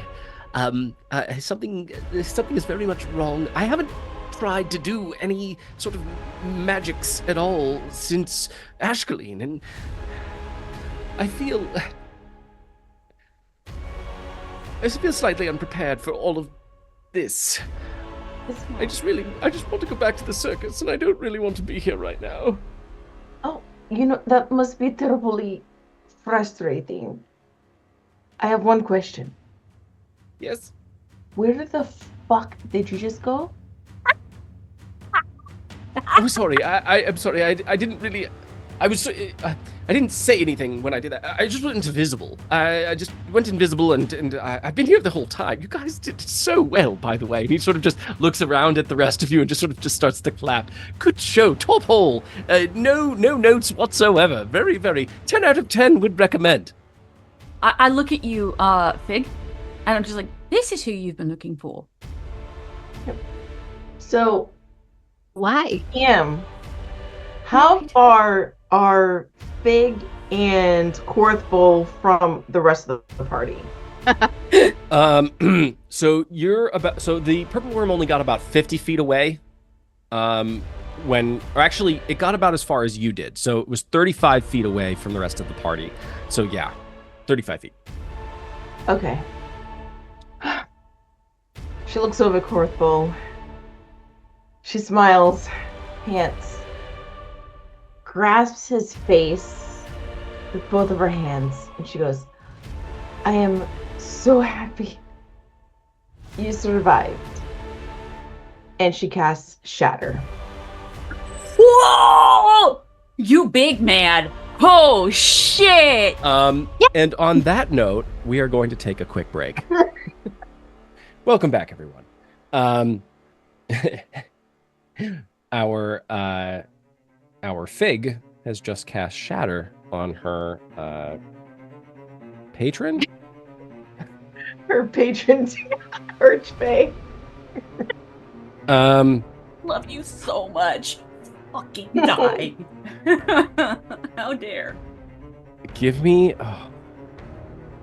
Is there an attack roll that is associated with this, or just... I don't think it's an you attack. have no. I think There's it's no attack save, roll. like, You just have to save. a Yeah. 16, a DC 16. Doesn't he take half damage? If Even if he succeeds? if there's. If he fails. Yeah, if he fails, there is a. Yeah. Yes. There's still damage It's recalling. Yeah. It's a 16. You rolled a 2. Okay. So... So that'd be a 3d8 thunder damage. Let me use these dice. 6. Put them separately, just in case. 8, and then 6. So 6 is 12 plus 8 is 20 points of thunder damage.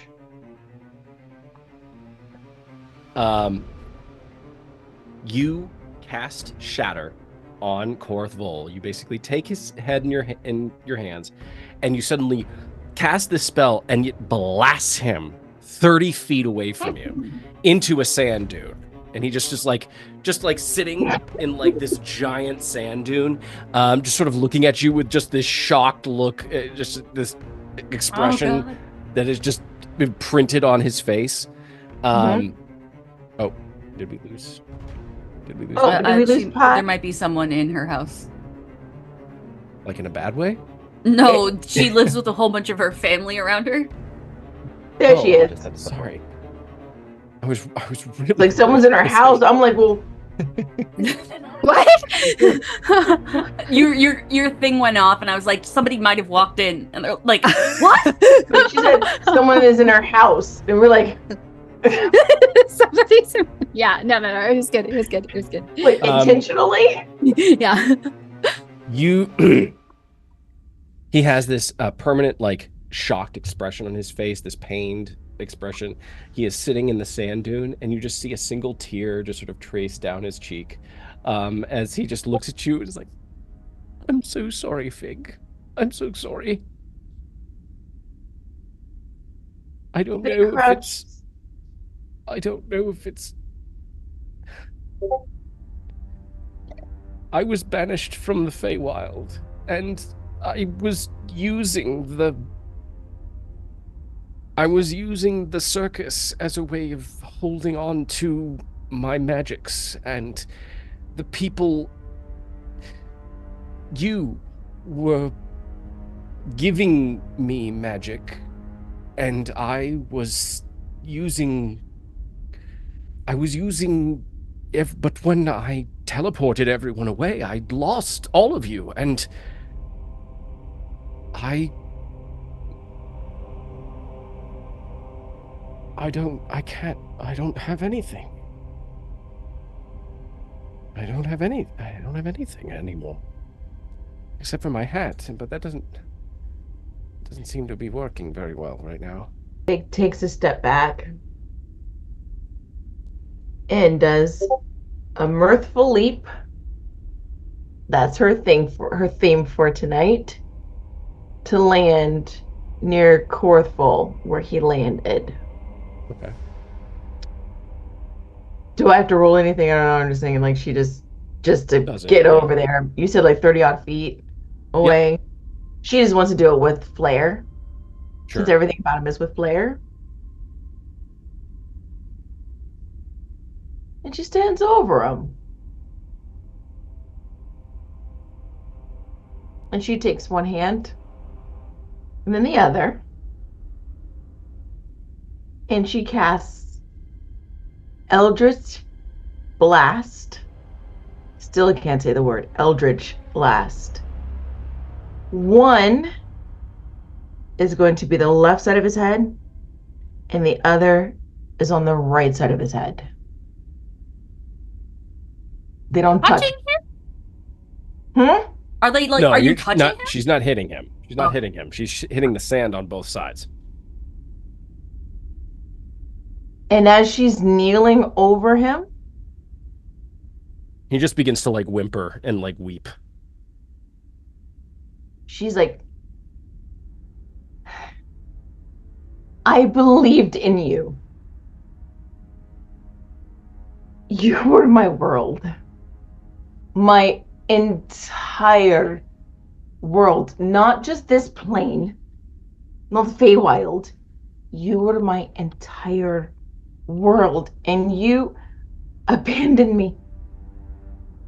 For what? I would like to know for what. Because nothing that you're going to say ever is going to be enough. Nothing. Big, I tried to save you. No, you didn't. You didn't save me. I saved me. You just sent me away. How long have I been with you? How far we've gone? The adventures that we had, you did not save me. I would feel if you saved me. And I got stronger by myself. The power that you feel, do you think it was from you? Korrith? Do you think it was from you? He just looks just completely broken and ashamed. He can't even really just meet your gaze right now. I knew from what you did, it may have been the end of us. Whatever that would have progressed to. I will always believe in you. That's why you're my patron. That's why I got strong and stronger. But you didn't believe in me. And for this, it has to go both ways. So I'm going to do what you didn't do for me. I'm going to save you. So get the fuck up. And she just turns and like steps a few steps back. Her tantrum is over. Korrith very slowly, carefully stands. He has never, in as long as he's known Fig, seen Fig, as angry as they are right now. But it's the kind of angry that is like, it's not an outburst of rage. It is a simmer that lets you know that what's hotter is what's beneath the surface. Say the wrong thing, say the wrong word, look at me the wrong way, you're getting both barrels. Don't fuck around, or you're going to find out. Because right now, little man, you don't got shit. And he realizes that. And he looks at you. He reaches up and grabs his hat. And he pulls it down just over his ears. And he disappears. In just a sparkle, sparkle, sparkle. He's gone invisible again. Can she rush out and just where he was? Yeah, you could, yeah, go ahead. No, I'll say, yeah, you do. You immediately, he's still there. Like, he just doesn't want you to look at him, or at least be seen by you. And so you immediately, you feel him in front of you, like you can grasp onto him. So then she would go ahead and just like pull him up, or like, use that momentum so she's not like strong, like, but just to momentum to rock him to his feet. That's what she wants to do, but she wants to still hold on to his, like, the lapels of his jacket. Mm-hmm. And just shake. Just keep shaking. While you are shaking your patron, Elindra. Best quote ever. Elindra, Atara, and Nox, you're all bearing witness to this. Like, you're sort of like dusting yourself off from the battle, and you see Fig just launching spell after spell on either side, sometimes hitting, sometimes not, this Korrith Vol, who you just met. And then suddenly he disappears, and then you see Fig just reach out into thin air and just grab something and just starts to shake it up and down, which is very funny. Like, don't get me wrong, the comedy is not lost on you in this moment. How funny it is to watch a person exert force on something that doesn't look like it's there. And what are the first thoughts that rush into your mind? I have. Go ahead. Go ahead. No, go ahead. It's too late. I said go ahead first. You go ahead. Just for like a little clarification, can we see the sparkles? It's a momentary sparkle to let you know that, he's disappeared. It's that, okay. His footprint. Okay, he's not shaking the sparkles out of him. Yeah, I was like, It's Tinkerbell. yeah, exactly. For the love of God, people, please clap. That was my question. Go ahead, Jess. I actually want to walk a little bit towards Fig. Stop behind her so that I'm like if she were to turn around real fast and just try and punch me, I'm out of the way. And I lean a little bit closer and say, well, he did save you, though. Just like someone saved me by getting us out of Ashcaleen. If we had stayed, we would all be dead.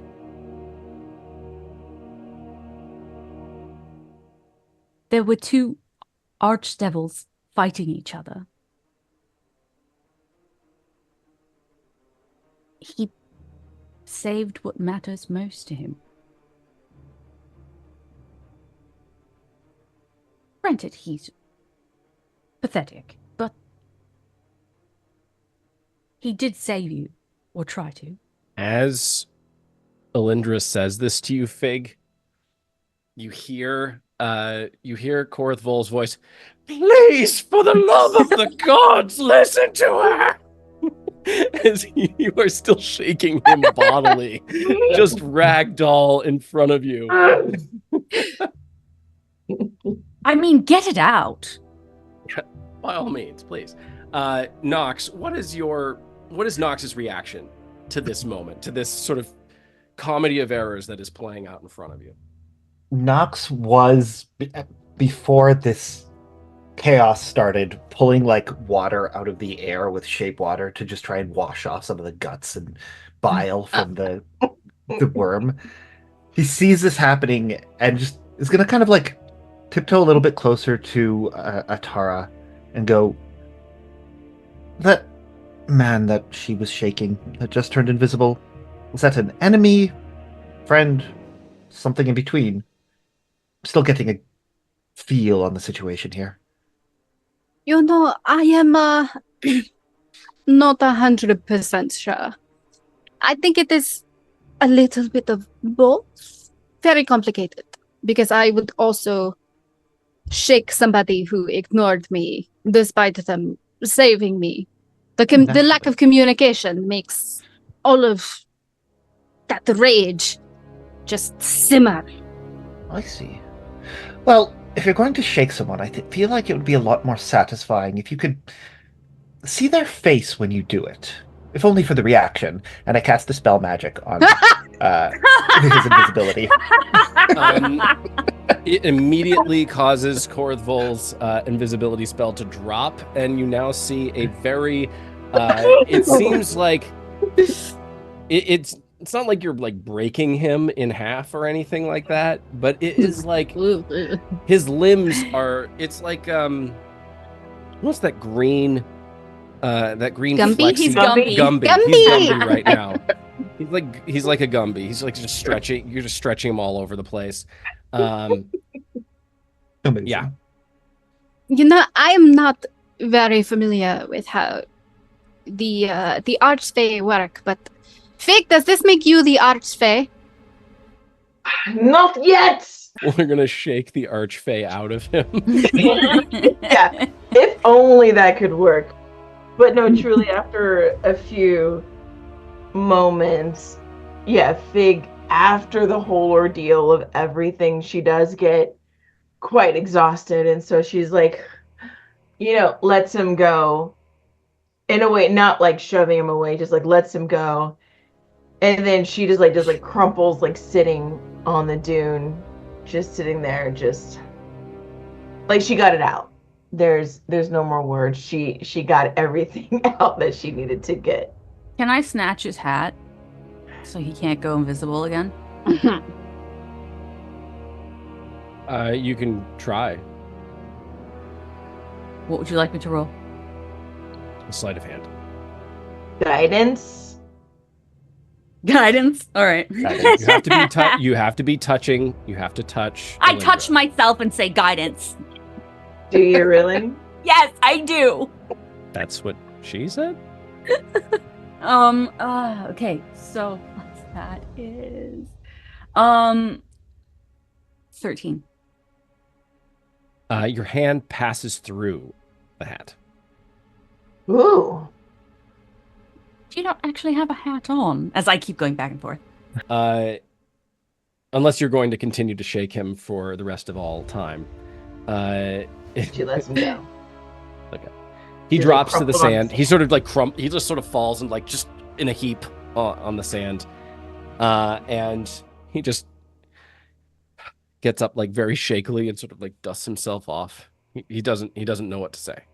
He just is. Are his feet burnt? What? Are his feet burnt? He's been walking in the desert without any shoes. Actually, yes. This is the first time you've noticed it, but there are definitely some burn marks on his feet. Like, he is a very pale-skinned, elfish-looking archfey. And he is very fair. So the sun and the sands have not been kind to him in this moment.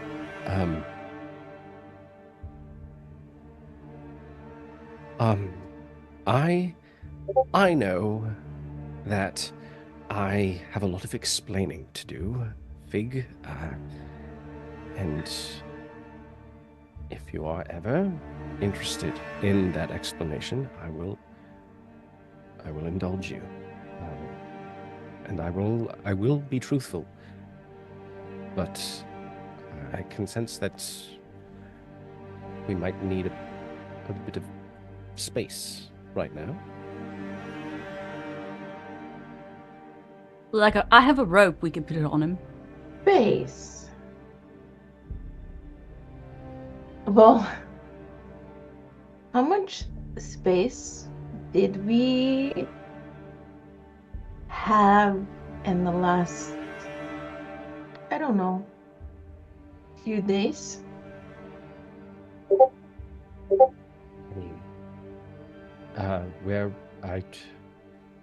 I sent you as far away from me as I could, when we were in Ashcaleen. And so you think I'd need more space now? That rage, I'm feeling it from you, and I did not experience it. I feel I might have misspoke just now. I'm sorry. I'm gonna shut up, and I'm just gonna walk over here. And he sort of points off in like a general direction of like a sand dune, just like a few 100 yards away from you. She grabs him as soon as she's about to move, yanks him over to her, and to like a very tight, endearing hug. Like the one where the soul is poured into it. Like head on the shoulder, face buried into the neck, hug. No violence to it. And then she just whispers to him, this is all I ever needed. This. And then she just holds the hug there. Again, he goes limp in your arms for... It's like it's like when a rabbit encounters a predator that gets its jaws on it and just sort of just goes limp to sort of like get out of its jaws. You grab him and he immediately sort of just goes limp just to like maybe wriggle slightly out, but you like hold him to you and he suddenly feels like maybe I've just been going about this entirely the wrong way.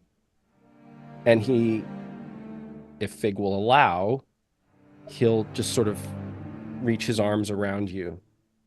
And it's kind of impossible for him to return the hug in the same way because you're much bigger in this moment than he is. But he'll just sort of reach around with as much as he can, sort of give you or return the embrace. You can feel like Fig positively reacting to that. Like just like the softening of the shoulders. So, thank you. She lets go. And then she kind of like glances awkwardly over to everyone. I got it out of my system. We're good. We're good now. We're good, right? Let's over Korrith. Yes, yes. Oh, yes, yeah, yes. He's very confused. He just, yeah, yes, of course, yes. Good. That is, we are good. Not trying to stir up trouble or anything, but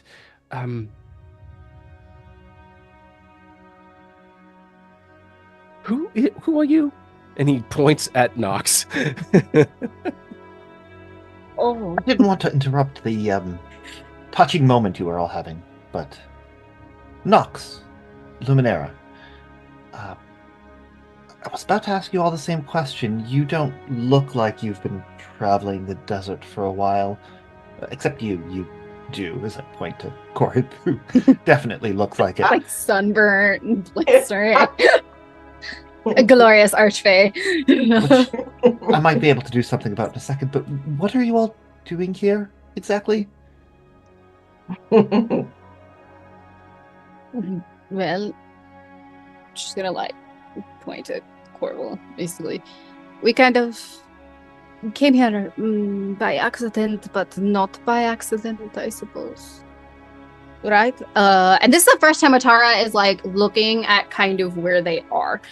So, like, she's talking with Nox, but also, like, scanning the area. Okay. Give me a perception check. Sand. We're around a ton of sand. You're in sand. Wow. Golly. That was a nat one. Dang it. There is a tremendous shit, amount of so much sand sand. in this sandy desert. Probably near the beach, right? Ooh. That's where sand is. Dunes. There are dunes. Which, okay. Dunes Atara, abound. you Yes. you are a native to the city of Brecca. Ah. So you are familiar with the sand. Although as you Every look around, every single little drop of sand she's familiar with. Is this Yeah. the only place anywhere that has like the same kind of dunes, basically? that's a great question. So happy you asked that. Okay. So there are many parts to the desert of the Silent Mother. And you know what? Just because you just asked like the perfect question, give me a history check. I'm better at history. Hell yeah. Might we get another nat one? That is somewhat better. 16 in total. 16. Okay. So you are in. She's a bite full of sand. She does not. She does not.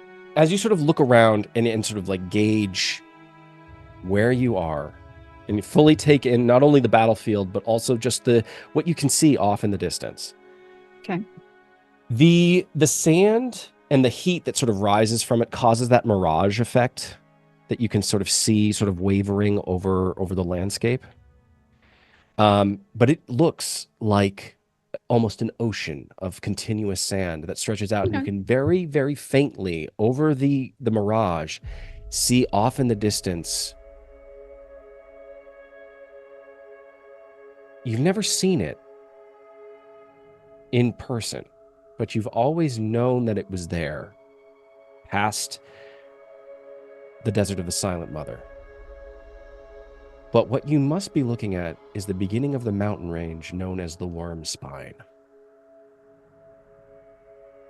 But given your distance from the mountains, and you're sort of based off of that 16, you realize that you must be within what's known as the Arshagat Dunes, which would put you in the north, somewhere between Al-Akar and Yeok. Okay. Because I'm gonna butcher all of those names, she's gonna be like, "Oh, this is where we're at," and she's just gonna repeat basically what you said. I will point out the mountain. I will put it in the chat. Okay, perfect. Hold on. The Arshagat. I was sniffing it actually. Go ahead. Yeah, drop it in the chat. I love that question. That was perfect. We trying.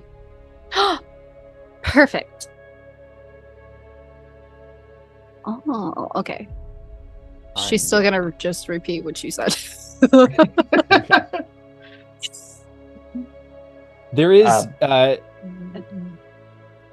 is only so much you can tell from sand, but sort of the way that the sand undulates and has formed over several thousand years. There is a very distinct difference between the desert sands of the north and the desert sands of the south, like the desert sands that extend into what's known as the plains of Meher. Perfect. Which also is a very distinct difference, and again, based off of your history, a difference between the Arshagat Dunes and the Savage Steppes. All right. Oh, I do know exactly where we are, and she'll turn towards where she knows the direction of home is, even though she can't see it. And then she'll look back over at Nox. And you are out here by yourself for what reason, might I inquire? I mean, do you want the short version or the long version? The short version is a divine quest. The longer version is I saw a falling star and the goddess Selune appeared to me in a vision and told me to follow it. And that's... Might I ask why you asked her if she wanted either of those versions and then told them both? No, I was thinking of the same thing too. It's building intrigue. Elindra. All about style. I'm sorry. I'm in the middle of a desert. There's sand in my shoes. And my grandmother is, I don't know, losing her mind. We will fix that. We will find a way. To be fair, you're not quite in the middle of the desert. You're in more the northwestern portion of it. The sea's a few days' journey that way. Mountains, but weak in the opposite direction. I don't like not being the smartest. I spent some time traveling these deserts. But if I'm hanging around, I'm sure you'll get used to it. Why are you hanging around? I assumed you'd all need a guide to get out of here, given that you just appeared out of nowhere, apparently. But if you don't need my help, I'm, happy to go. You all have water and food and the like, right? We could use more. If we haven't said already, I Thank you. You're welcome. Glad that I could be of help. Though getting eaten wasn't exactly on the plan. No, that's a vibe, and I'm not into. No. No. Not Is- getting eaten right, that's for sure. Is your fallen star somewhere close? It's... Would I have been able to see it during the day? Only at night. No. The way that it has fallen, it is not falling through the atmosphere yet. Which means that during the day, and given where you are in the desert, it is extremely bright here, which means that you're not able to ascertain its position. You can get a basic heading based off of how you positioned it last and what direction it might be going. But it mainly is appearing to you at night. Yeah. And I think it's gone now, right? Or will be, potentially. We'll see. It's to the west of here. It's obviously day and desert, therefore quite bright. My intentions are to continue heading west eventually. I was told that when hold on, I wrote this down. This is absolutely what he's saying. I was told that I would find my purpose at the star's end. So that's where I'm going. And are you able to ascertain where this star is going to land, or Point like west. yes, but I mean like exactly where? At point west.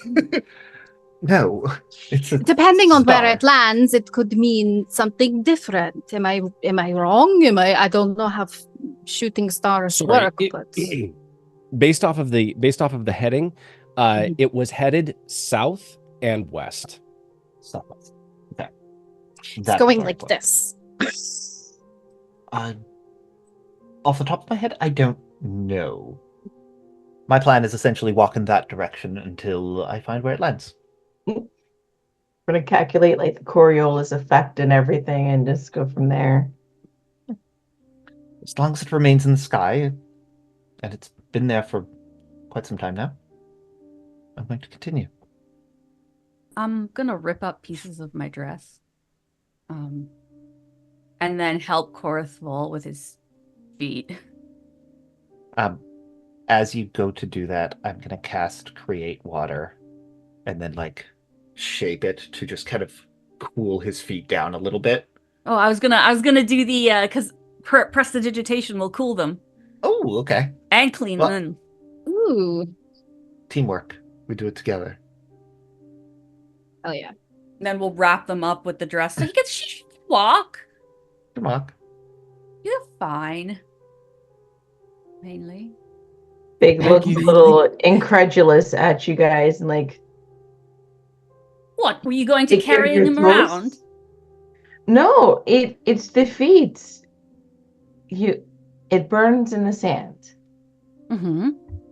Oh, I didn't know that. What? Hot things burn things. You're going to need more help than you Toes. think. How would I? At the very least, They feel. whether we travel together or not, you'll need food. It's not tasty, but We have some I'm going to give rations. everybody good berries. Oh, Yeah. you have rations. Never mind. I like good berries. They're better than rations, which are just dried pieces of Straight. jerky. Question. I'll give We have a everybody good whole berries. bunch of purple worm carcasses around us. Is there anything valuable that we should be taking? Like, I know they have venom and stuff, or is it poison? Or I don't know. Worm jerky. Yep, they definitely secrete poison, and they and venom, and acid. Ooh, Body. can And you eat the corpses. extract some stuff? If you have a medicine kit, I have a medicine kit. I doubt No it. idea. You have good intentions. You know what? I can make some bottles out of sand. I have an empty healing potion bottle that I just used? It's more so the tools in the medicine kit that would allow you to extract Mm, without Yeah. touching what's Gotcha. being extracted. Without Yeah. losing a finger or some flesh or something like that. Yeah. Gotcha. I have a steak. I have Perfect. thieves' tools. Not gonna cut it. I don't think they're magic I have enough. a mess kit. Me too. Hey. I have a small knife. I'm totally No, checking I don't to have see if there's anything. anything I can do. No. Let's make the Fae do it. Madam. Which one? No, I do not have anything medicine-y Okay. to extract. Uh,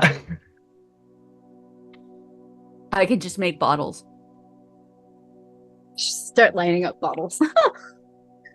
I have protection from poison as a spell. Just grab it. You could just grab it and be protected from poison. What is it that we like? I have mage hand. This is a very fine and meticulous bit of surgery that you are doing. It's not gonna, mage hand is not going to necessarily be able to do the Too fine motor lovely. function that is required. Okay. Okay, so like sleight of hand. No. No. You would need to have a medicine kit with the right amount of, you just need to have the right equipment in order to Okay. do an extraction such as this. Yeah, we just Okay, Like then you're we trying don't to have pull it. out a gallbladder. No. with a sharp stick. Could bring up some Fig is teeth. like, I'm ready. There needs to be more than finesse. You know. Gotcha. Yeah, then I have nothing. So we can can we take a short rest? I need half an hour of a trance. Wait. Nox, Yes. where do you reside?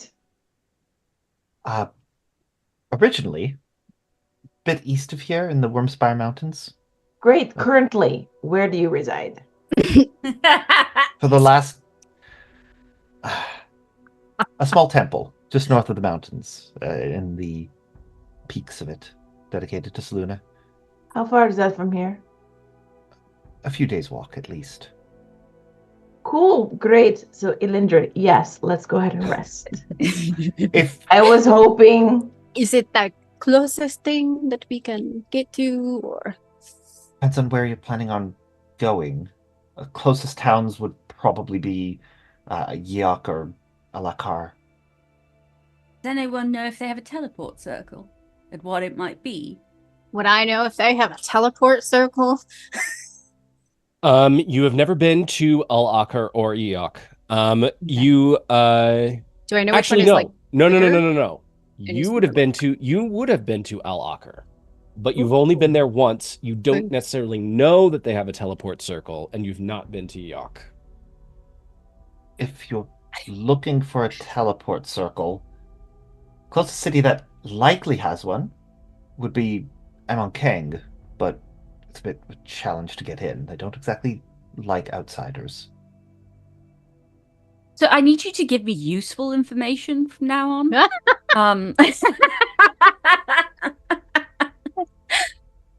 All right, you're in the middle of the desert.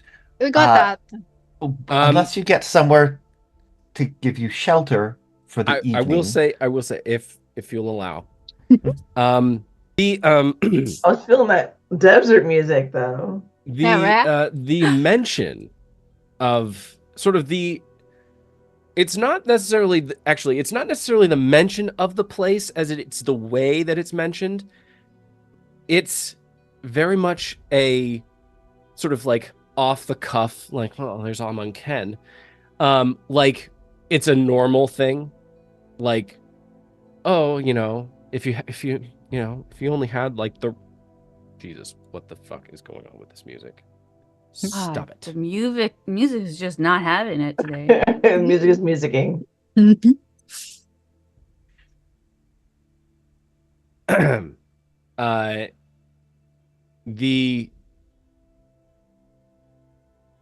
the way that Nox says it, it's almost like, well, if you only had like the right inn, you could maybe get into Amon Keng kind of what is that? vibe.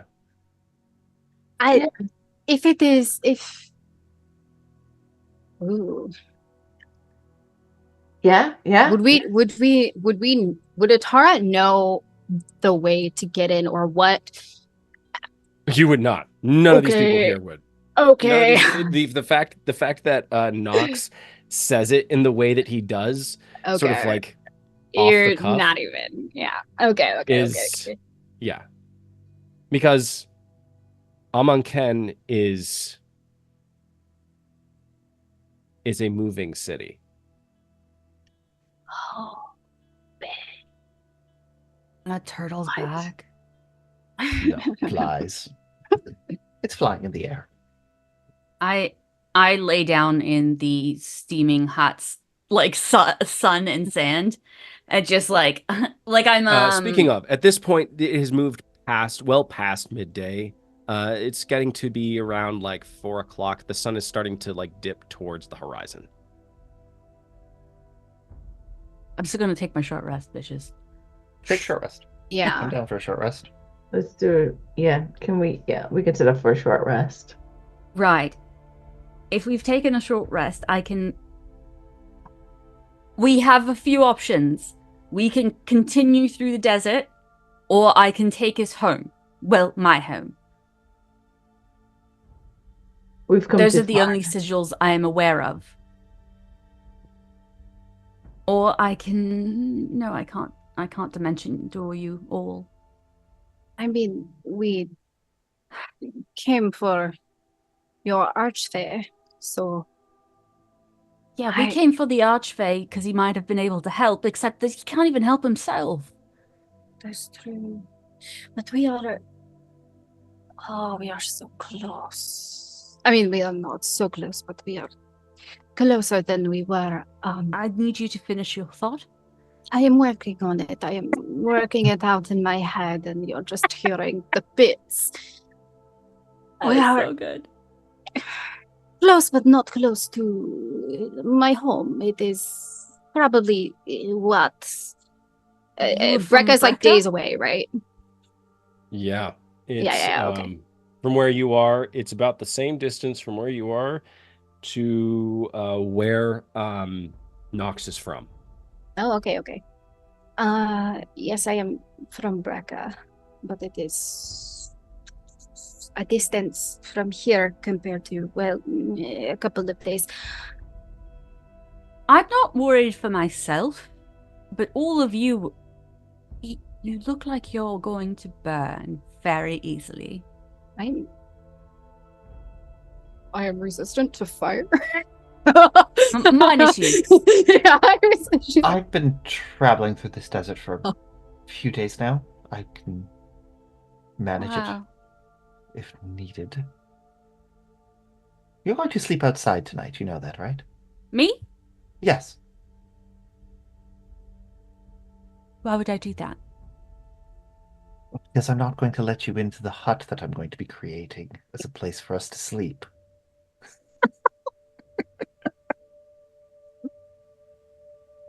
I'm going home. And she's just like, I'm going to start making a sigil. I'll be back in the morning. She's like, that's fine. Make your hut.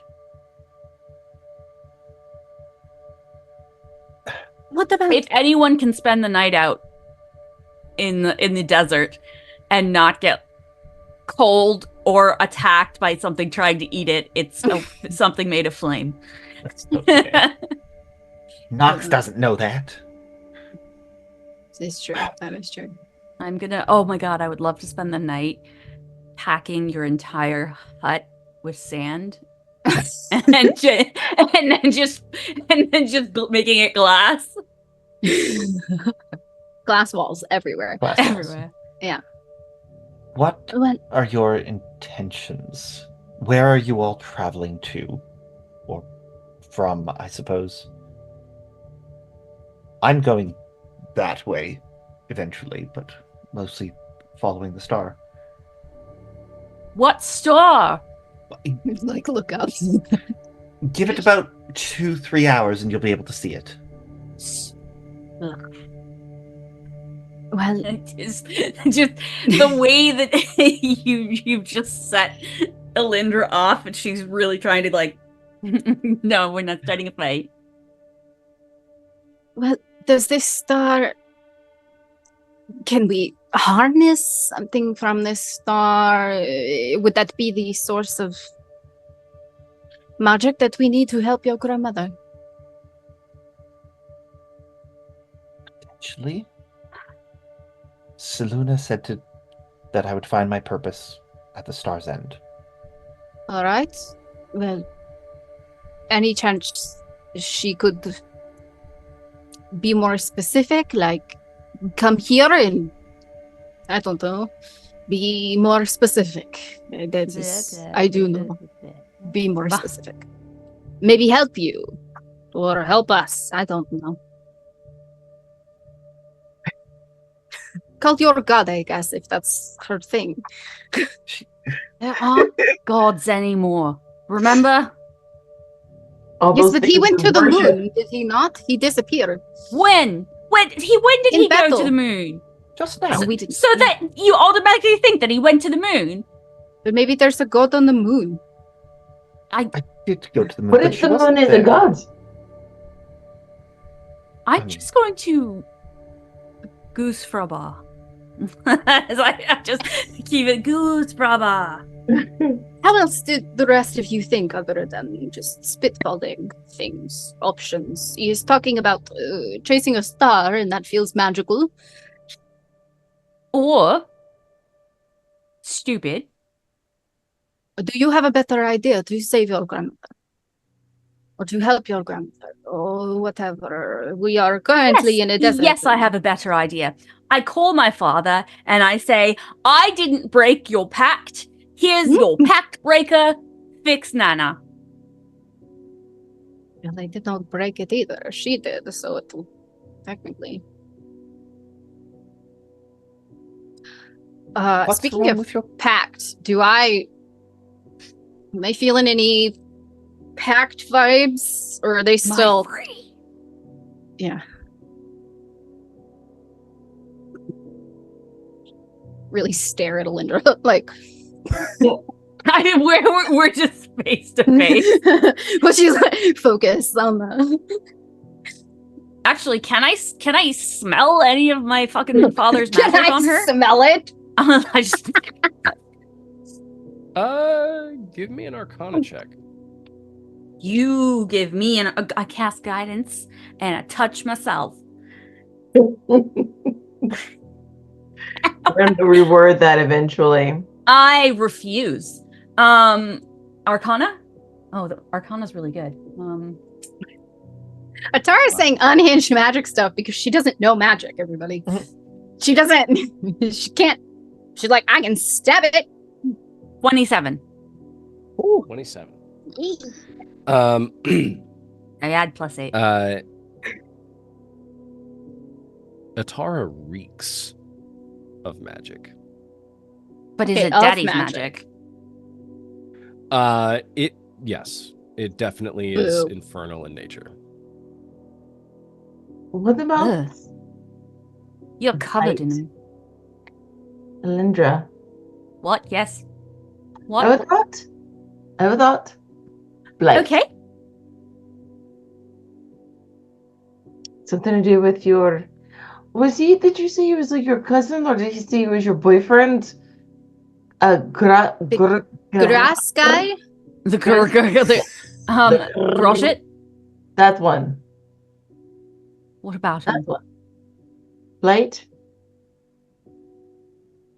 I feel something with that, with a dexterous nature, it would be a thought to help. Right. So let me just remind you of where we are with Grosjet. He tried to kill my father. He's taken over all of the hells except for Nox, this is you're hearing all of this. This is a lot. He's unpacking all the baggage. I completely forgot about him. Why did he walk across this dude? Yeah. He's he's not well. Grosjean has taken over everything but Kenya. I'm pretty sure I messed up and made a deal with him already in my dreams. And he has simultaneously banished all of the gods' places of power on this plane of existence somewhere else. So Sorry, he did what? So like the moon. keep up. That part, maybe. Who? So I'm Sorry, not forgive entirely me. sure if Grosjean is who we want to call. But I could try. What would be the worst that could happen if you do try? He murders us all. Well, I could do it on my own. Or with us in case things go pear-shaped? Or fig-shaped? If the worst case scenario is he kills us all. You know how many things have tried to kill us since we've all met? Mm-hmm. I am just a little worried because he did wound my father enough that he sent me an ineffectual bodyguard. Her. Listen, I am. Points up high. Yeah. She's right here. She did manage to kill that big worm thing. In my defense, and she will look at Nox. She'll be like, "I was dead, and I do not remember. I do not look like this normally, and it's a lot of new things I am remembering. I am quite skilled at what I do." As she looks at Elindra, there is a reason that he did choose me. I just, you made it. It's fine. Maybe I could call one of my demon friends, and see what it's like down there. Just kind of feel it out first. If you summon anything like that, He will know. yeah, can you send back or, something? It just seems like it was something that if you're going to do something like that, like manifesting something,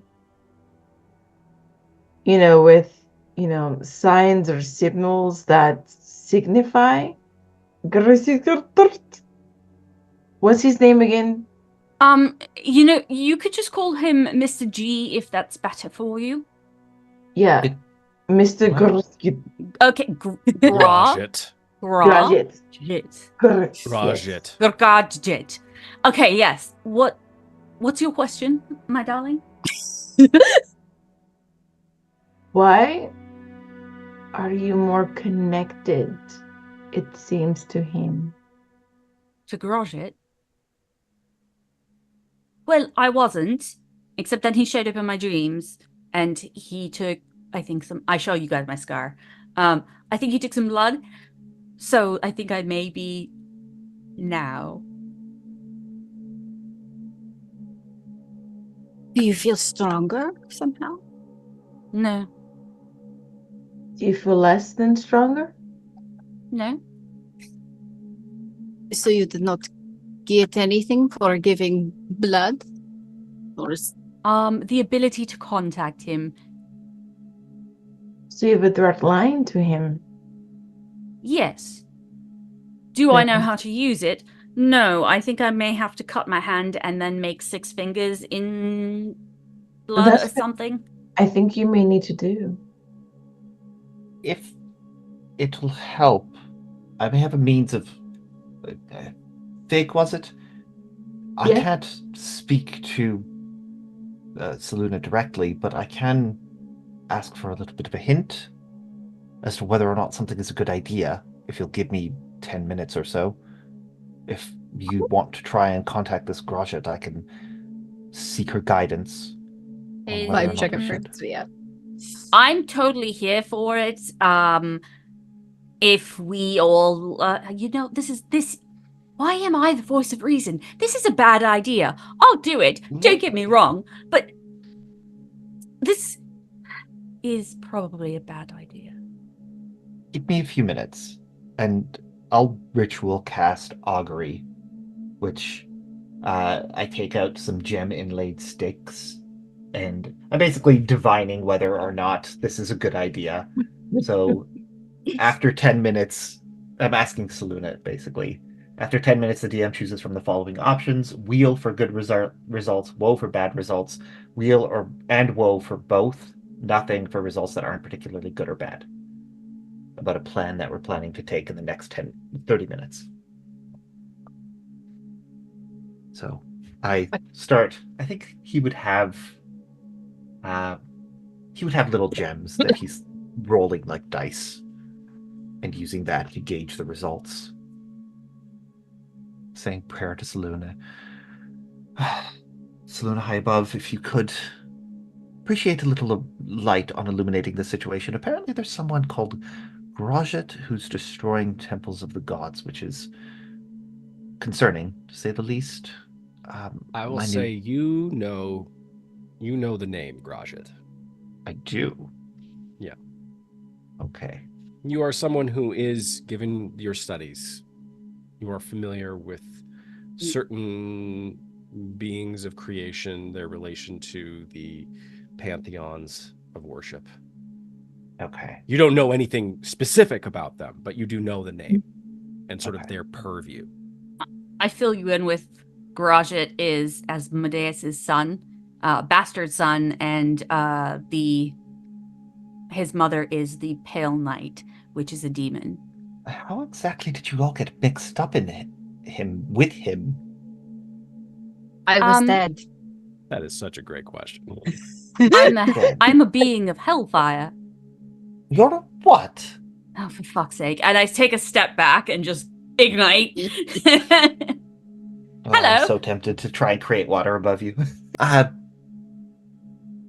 Right. Maybe I'm in the wrong place. I will still continue my ritual and ask Selune if contacting Grajit's a good idea. Atara looks at Big while this is going on, and she goes, "See, she must be on the moon. It was not a crazy idea." God, I love you so much. He's thrown a whole bunch of gems on the floor, right? I would like to press to digitize an extra one. just to fuck up the reading. I'm kidding. It's like sprinkle. The reason the items that he is casting on the floor are marked in the way that they are is because they are specific to the augury spell. So you're creating an additional stick does nothing to augment the spell. Listen, itself. If you don't want me to have fun, you just have to say that. All right? Do not have fun right now. You're so boring. Do not want you to have fun at my expense. I always want to have Elindra, fun at someone else's expense. The specific question you're asking is, will this prayer, summoning, reaching out to Grajit have a good effect, a bad effect, bad and good, or nothing at all? Right. Okay. You complete the ritual. In the past, you have, up until a couple months ago, you have been able to feel Selune's warmth. Maybe not necessarily her presence, but her warmth, as she has given you, not specific, but there have been answers. The only thing you get in terms of an impression is a feeling of cold. Sort of, it's the kind of cold that makes you catch your breath, which is something that you haven't done in a while because you haven't been in the mountains in a while. It's the kind of thing that you had to do when you were in the mountains at a high altitude and you were like physically exerting yourself. Now that you're down on the past the savage steppes and down in the desert, you're breathing pretty easily right now as your body is sort of attuned to this environment. But this moment, it drives sort of the breath from your body, and you feel this cold sensation fall over you.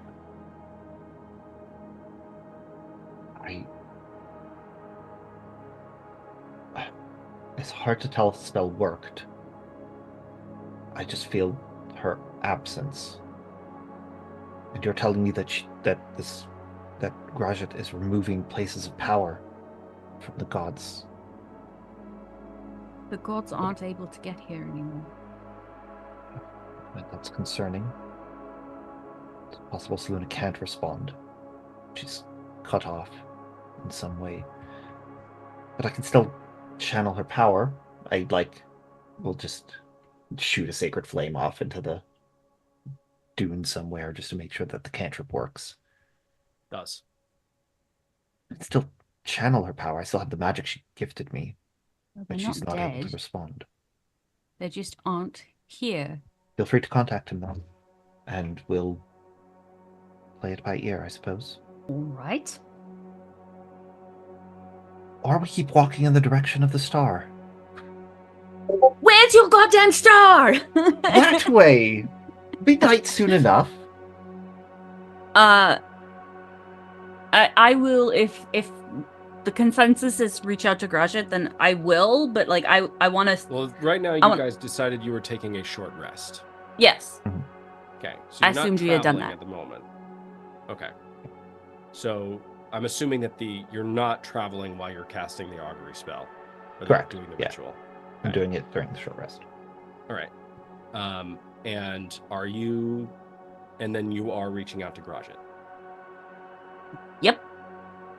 Okay. Give me an Arcana check.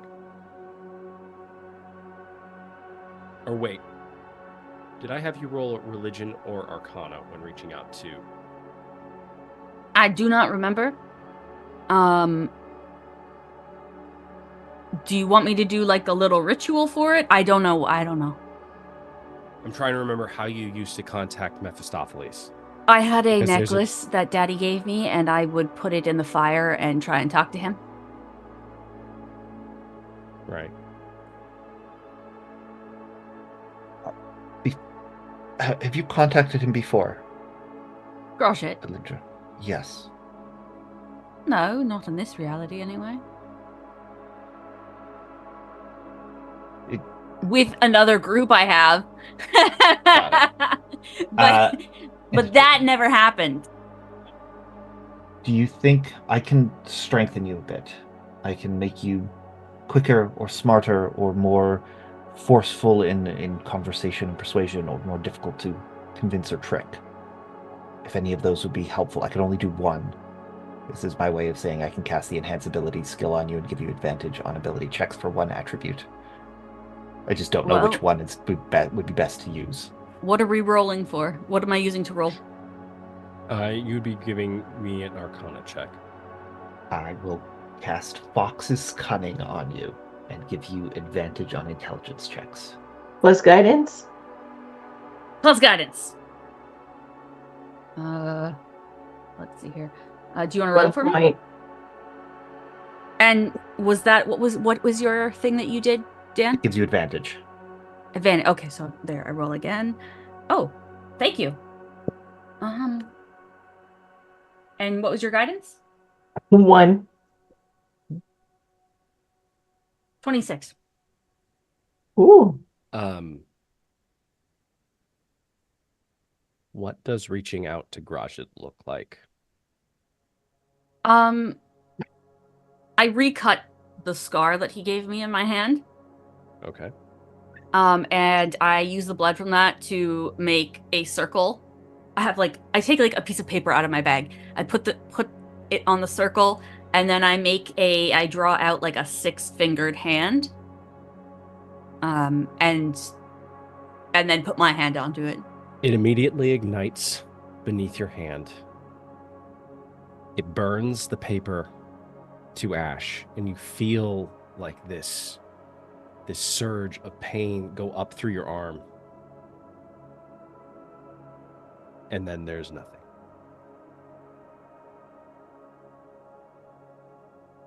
I don't think he's answering my calls. Something happened. There was definitely some kind of like an activation of some kind. But nothing that brought him here. Or made him talk to you. Well, he's not listening, but he did hurt. Fucking arsehole. Rude. All right. Hold on, he's the one doing all of this.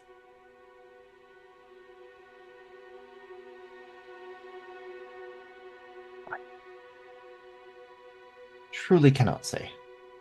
I just got here. Do you mind if I call for my father? By all means. Gonna take out Papa's necklace and then light her hand on fire. And grasp that gem. Daddy? Elindra, your hand immediately turns to ice. You take 20 points of cold damage. Shit. Is already halved. Yeah. Okay. I think I'm in trouble. What just happened? You look down and you did specify that the hand, you grabbed it with the hand that you just used to cast the Grajit spell. Or cast a spell to call Grajit. The necklace in your hand disintegrates. Shit. Oh. Well. I don't think I'm welcome home anymore. Shall we walk? Yes. Where? Are we done resting? I think we head for Alakar and onward from there.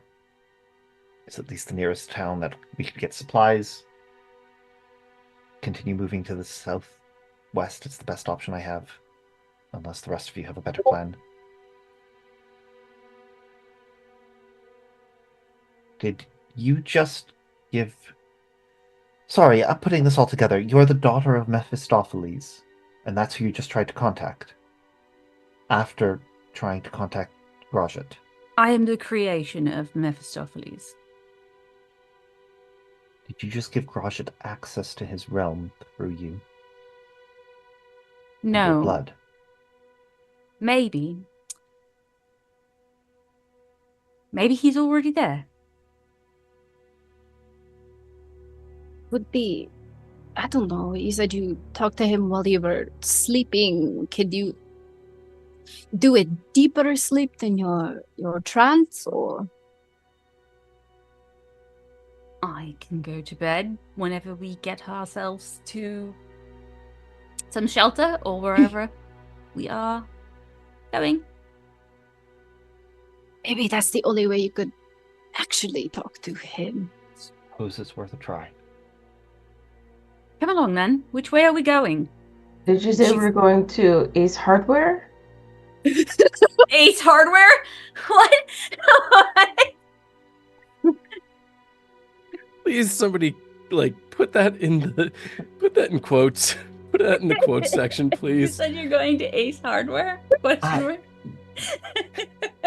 I try to Close hold enough. it. I can't hold it ever. So the two places that so based off of your location, from which was ascertained by Atara.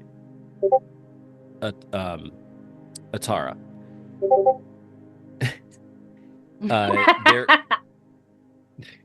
God, you are fairly certain that you are the closest major city would be on the coast, and that would be Al Akhir, which is slightly northeast of Brekka. I think we would head that way. There are other ways. I mean, Atara would know this. There are other ways to get to Brekka from your current location, besides through Al Akhir. It would be quicker. Potentially, maybe. I mean, if you guys would like to try, we could get to Braca in theory quicker. I might have more resources there than I do at El Akar. I am perfectly fine wandering through the desert. If that's what it takes. I think it would be a little more helpful for us. I'm assuming I've never been to Brekka, but would I know, like, anything about it? Its size, composition, is it a city? Is it a town, village? Brekka? Yeah. It is a massive city. Perfect. Yeah, okay. That checks out. Going to a larger city, we can certainly reach out to clerics, to people more experienced than I am, who might be able to give us access to something that's going on, give us view into your father's realm, Elindra, or why Selune has chosen not to respond to me. How we can stop this Grajet from completely destroying the world, as he seems to be set out to do. It's in the direction I'm heading anyway, shall we? She's just gonna pick up her skirt and start walking that way. Like, music starts playing because, like, Fig just whips out the VO and just like a rousing melody. I love it. Not exactly the most stealthy traveling mode, but it does lift the spirits. Fig And just make sure that our archfey is following us. Walk. From a distance. There's still, like, a lot of their pride has been injured. A lot more than their pride has been injured in this particular moment. And you sort of see, like, Korrith just sort of, like, kicking the sand as, you know, as he, like, is walking behind you guys. was rap tootsies. Oh, at least they feel probably better than they did. As we're walking, I'll just kind of turn to the group. So, how long have you all been traveling together? Sometimes you act like you've known each other for years, and other times you've acted like you met yesterday. In between. Days ago. Yesterday, days ago, just a couple of days. It's a bit more on one end than the other, but I know, answer the right? question. According to what calendar? Right. Fair enough. And you all just fell in together. I know you said you're her bodyguard. Yes, and I did. I was dead before this, so I don't know how long I am going to be her bodyguard after all of this. So did someone cast Revivify on you? Is that why he's dead? Oh, True resurrection? I came back as a tiefling, and I would like to say that I understand magic a little better than that. But I cannot be sure exactly what's, this... Or, well, I guess you don't call him your father, but I don't know. I made a deal, and it could have been either of those spells. You're 2 seconds away from being Fae with horns, making deals, and having unhealthy relationships with people that you see as a father figure. Well, You're But so my- close. If you It's die again, I better. bet you'll wake up Fae. I I bet. wonder if I would become a different race. I would love to design your horns if you did. Oh, that would be so good. If I have that Are you- option, Fig, I will call you specifically. Could Are be you very speaking cool. from experience, Fig, on the horns and deals and Out of my bag. issues with? I put my horns on. I was like, Exhibit A. See, You all Yes. travel for like this, exchanging, jibes and, and barbs at each other and just asking questions. You travel like this for several hours till you get to a rocky outcropping that is sort of like jutting out from the sand dunes that gives enough of a shelter from the heat of the day. But as this is at this point, the sun is getting very, very low in the sky, and given the way that the dunes sort of undulate and the landscape is always sort of changing around you, you are right now in what you would consider to be like a trough of sorts, and it is fairly dark in this portion. I say that not in a sinister way. I'm just describing the environment. Dark. Oh no. But the rocky outcropping does provide shelter, or at least a place where you might be able to make camp. It looks cozy. Fire. No, plenty of that. And did you not say you had a proficiency with tents? I do. Do you all want to join me in my tent? Is that what you're saying? That would be tremendous. It's so sweet. Excellent. That can be done. I'll cast Liamon's tiny hut.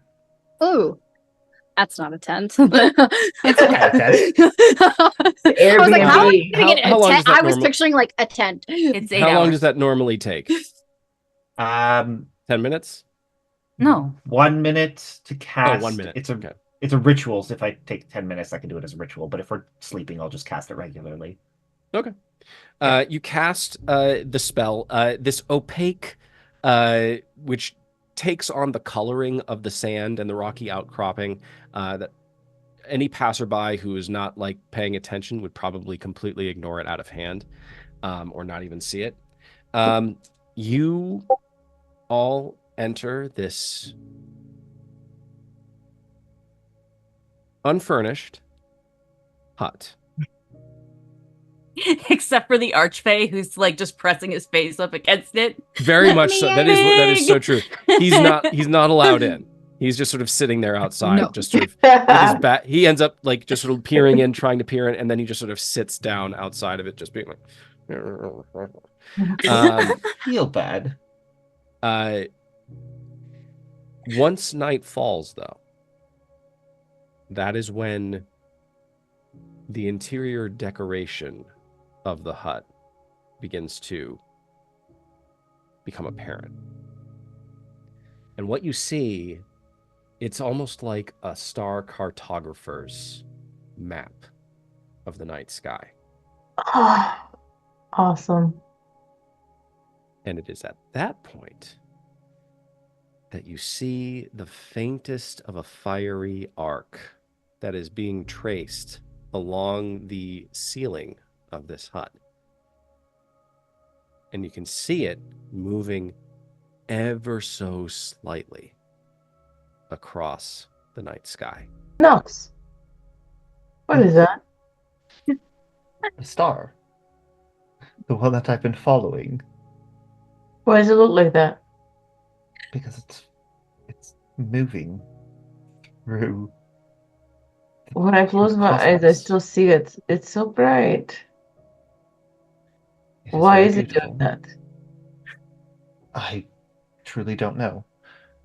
But I was told that if I follow it to its end, I would find my purpose, and that's my intention.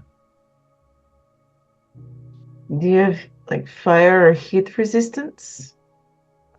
Can't say that I do. I can absorb certain elements magically to grant myself a measure of resistance against them. Okay.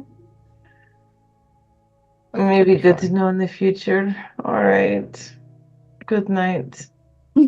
So, Fig is going to fall asleep. Fig is out. Fig is okay. So Fig is out cold. Done. There is no watch. Are the rest of you bedding down for the evening? It is safe, right? Like it does not.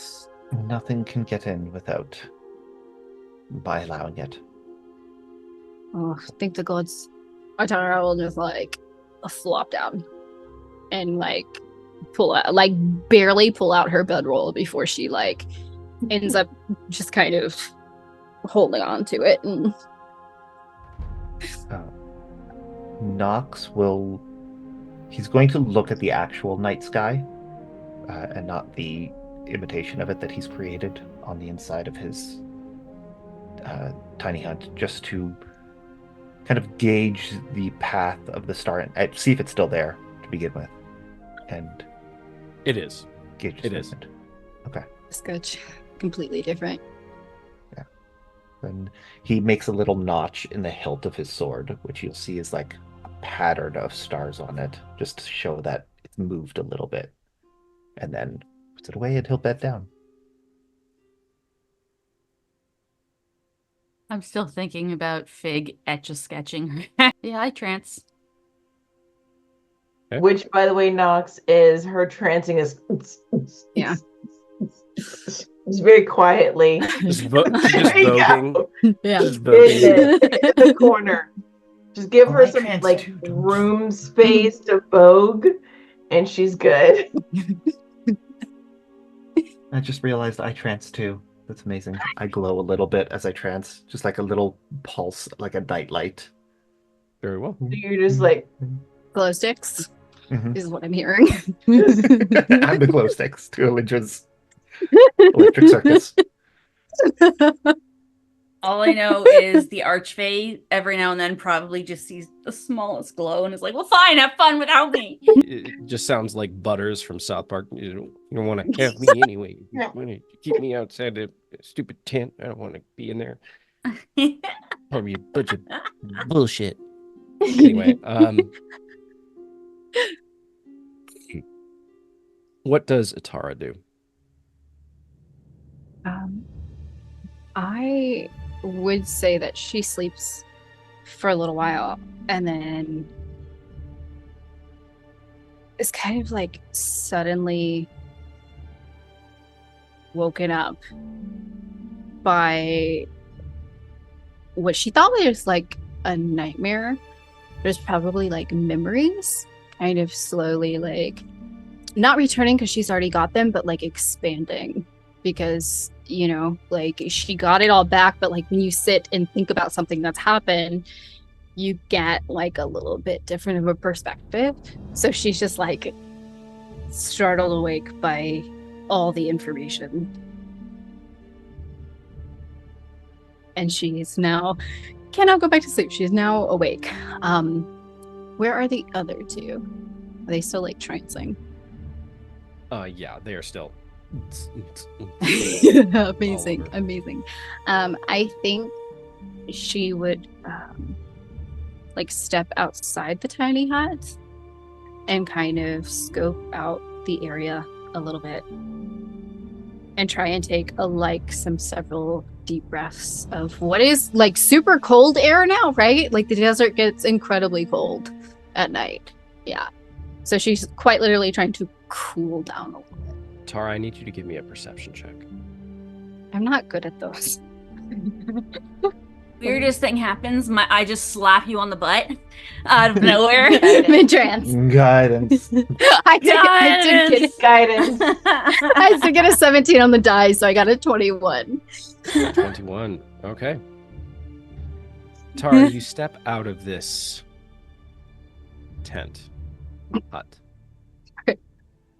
and you start to look around, just making sure everything as it should be. You see Korrith Vault, though an archfey, just slumped over on the side, like trying to like huddle there, just right by where Fig is sleeping on the other side. Aww. But just like right separated by the barrier of this hut. As you're walking away from the hut, though, you get the distinct impression that you're not alone.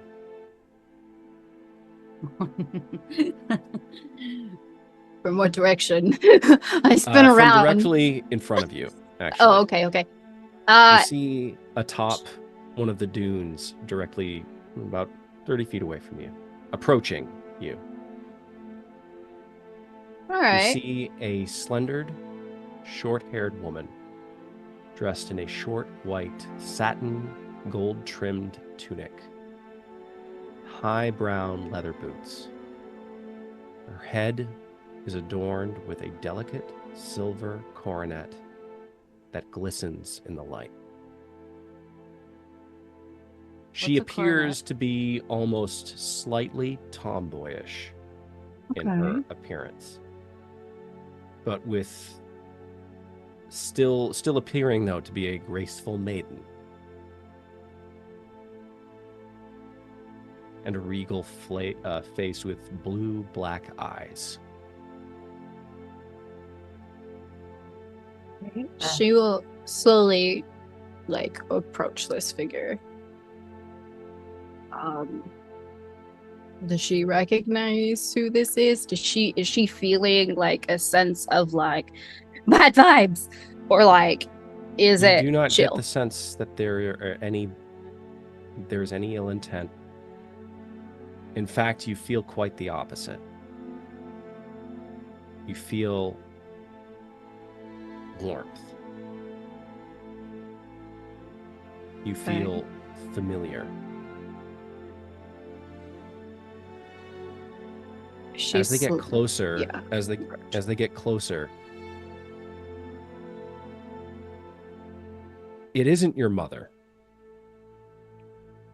but this person has taken on features that are eerily familiar to your mother. And as they approach you, they extend their hand. Atara?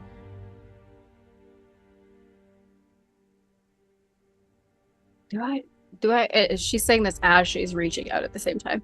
Do I know you, as she is reaching and making contact?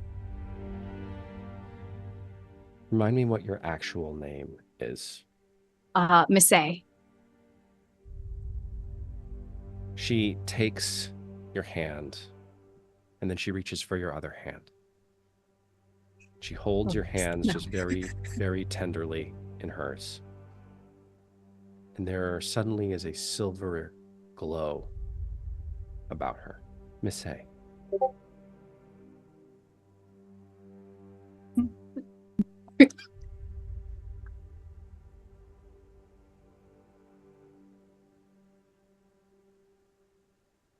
I showed you a path by which your life may have a higher purpose, a higher meaning that transcends time and worlds. Would you be my instrument. Suddenly, all of the features of her face that were vaguely like your mother's disappears, and suddenly they become glowing, otherworldly. And it is in this moment, all of these features that she represents or are manifesting in your mind immediately conjure memories of all of the descriptions that your mother would share with you about the goddess Tamorah, the goddess of luck. Well, can't quite say no when I could make my own luck. So I suppose yes. I will only be able to do this once. One time. This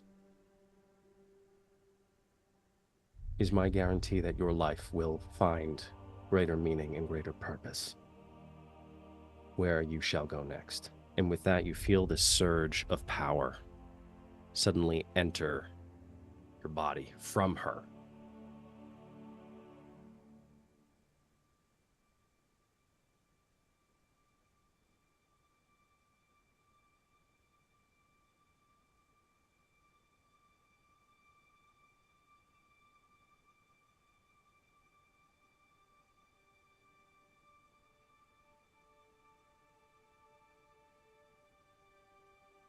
Suddenly you feel yourself beginning to get smaller. Or is it perhaps that she is getting larger, exponentially larger?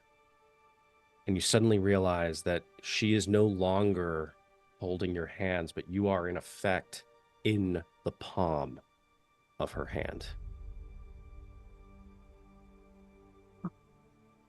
And she just slowly, you are conscious for all of this. She closes her hand over you. There is a glow of silvery light. And from your perspective, as you can sort of see through the creases in her fingers, you see the world of Odromia. And you see the moon. And you hear her as she holds her hand up to her mouth. You shall have great purpose. She holds her hand back and casts you through a crack Through you. in time Like, and what? space. You are suddenly no longer the form of a tiefling. No longer the form of Missay, the girl. You are the literal representation of Tamorah. What? Oh, I You am are a a bug. coin. You are a coin of Tamorah. You are a lucky coin being thrown back through time to a very specific point. You feel your coin form I'm sorry. impact Amazing. the sands. Once again, you feel, no, this is your perception of the world. You just feel it around you. You're still in Suristir. This has to be Suristir. You feel an old hand grasp you. And you hear this old woman's voice. But there's something different about this old woman. As you feel her hand clasp around your form, you hear her voice. Oh, look. Fatema, look what I found. Just a coin. As you perceive this woman, though, you see sort of a sight beyond the physical form. And before you stands again, from your perspective, as you are seeing past this physical world, given Tamorah's influence, you see past this old woman's form, and you see a majestic platinum dragon. This woman holds up the coin. She smiles down at you and says, Fatima, look at this. Look at this. I just found this coin down in the sand just now, and, well, I feel like you're very lucky. Why don't you take it? I think it would be bringing you very good luck in the near future. You feel this other hand grasp at your form. And as you perceive this other person, you see a person who looks very much like Elindra in their fiery form. And this woman takes the coin from Mags, flicks it up into the air, catches it, puts it on her hand. She nods in assent.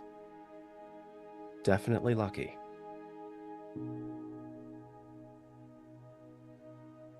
She clasps it and puts it into her, what would qualify as like a brassiere of sorts. This coin of Tamorah travels with this person.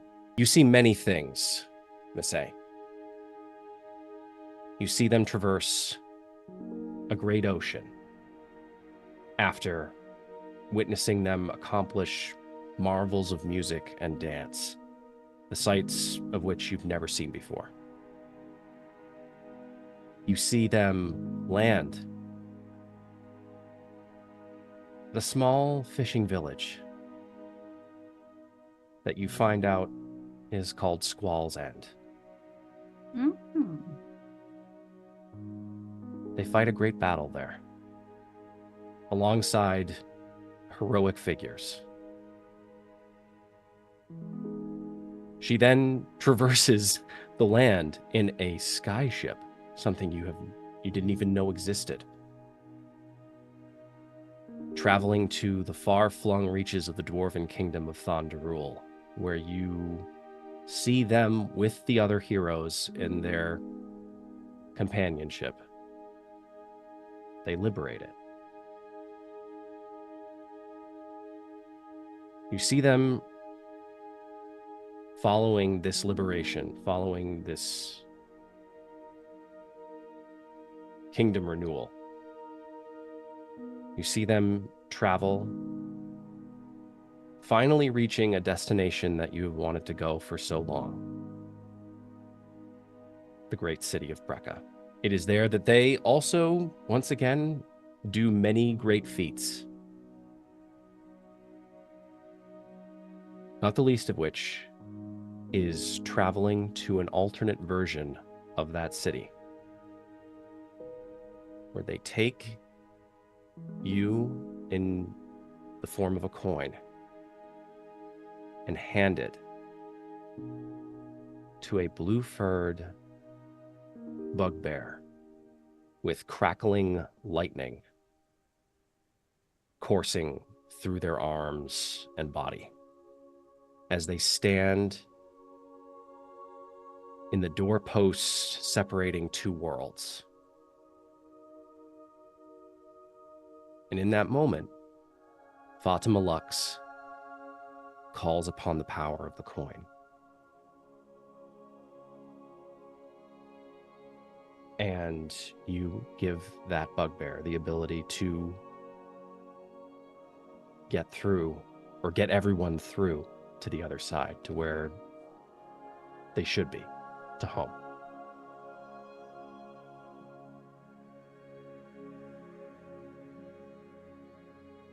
What happens to your coin after that moment is lost to view, and that is where we will leave it for tonight. What the? I was trying to find ways of making sure that Miss Say's character Atara's character did not feel like a one-off, or did not feel like they didn't have purpose, because you did all of this work to get here, and I didn't want you to suddenly just be like, I wanted throw to it mean out. something. Yeah. Exactly.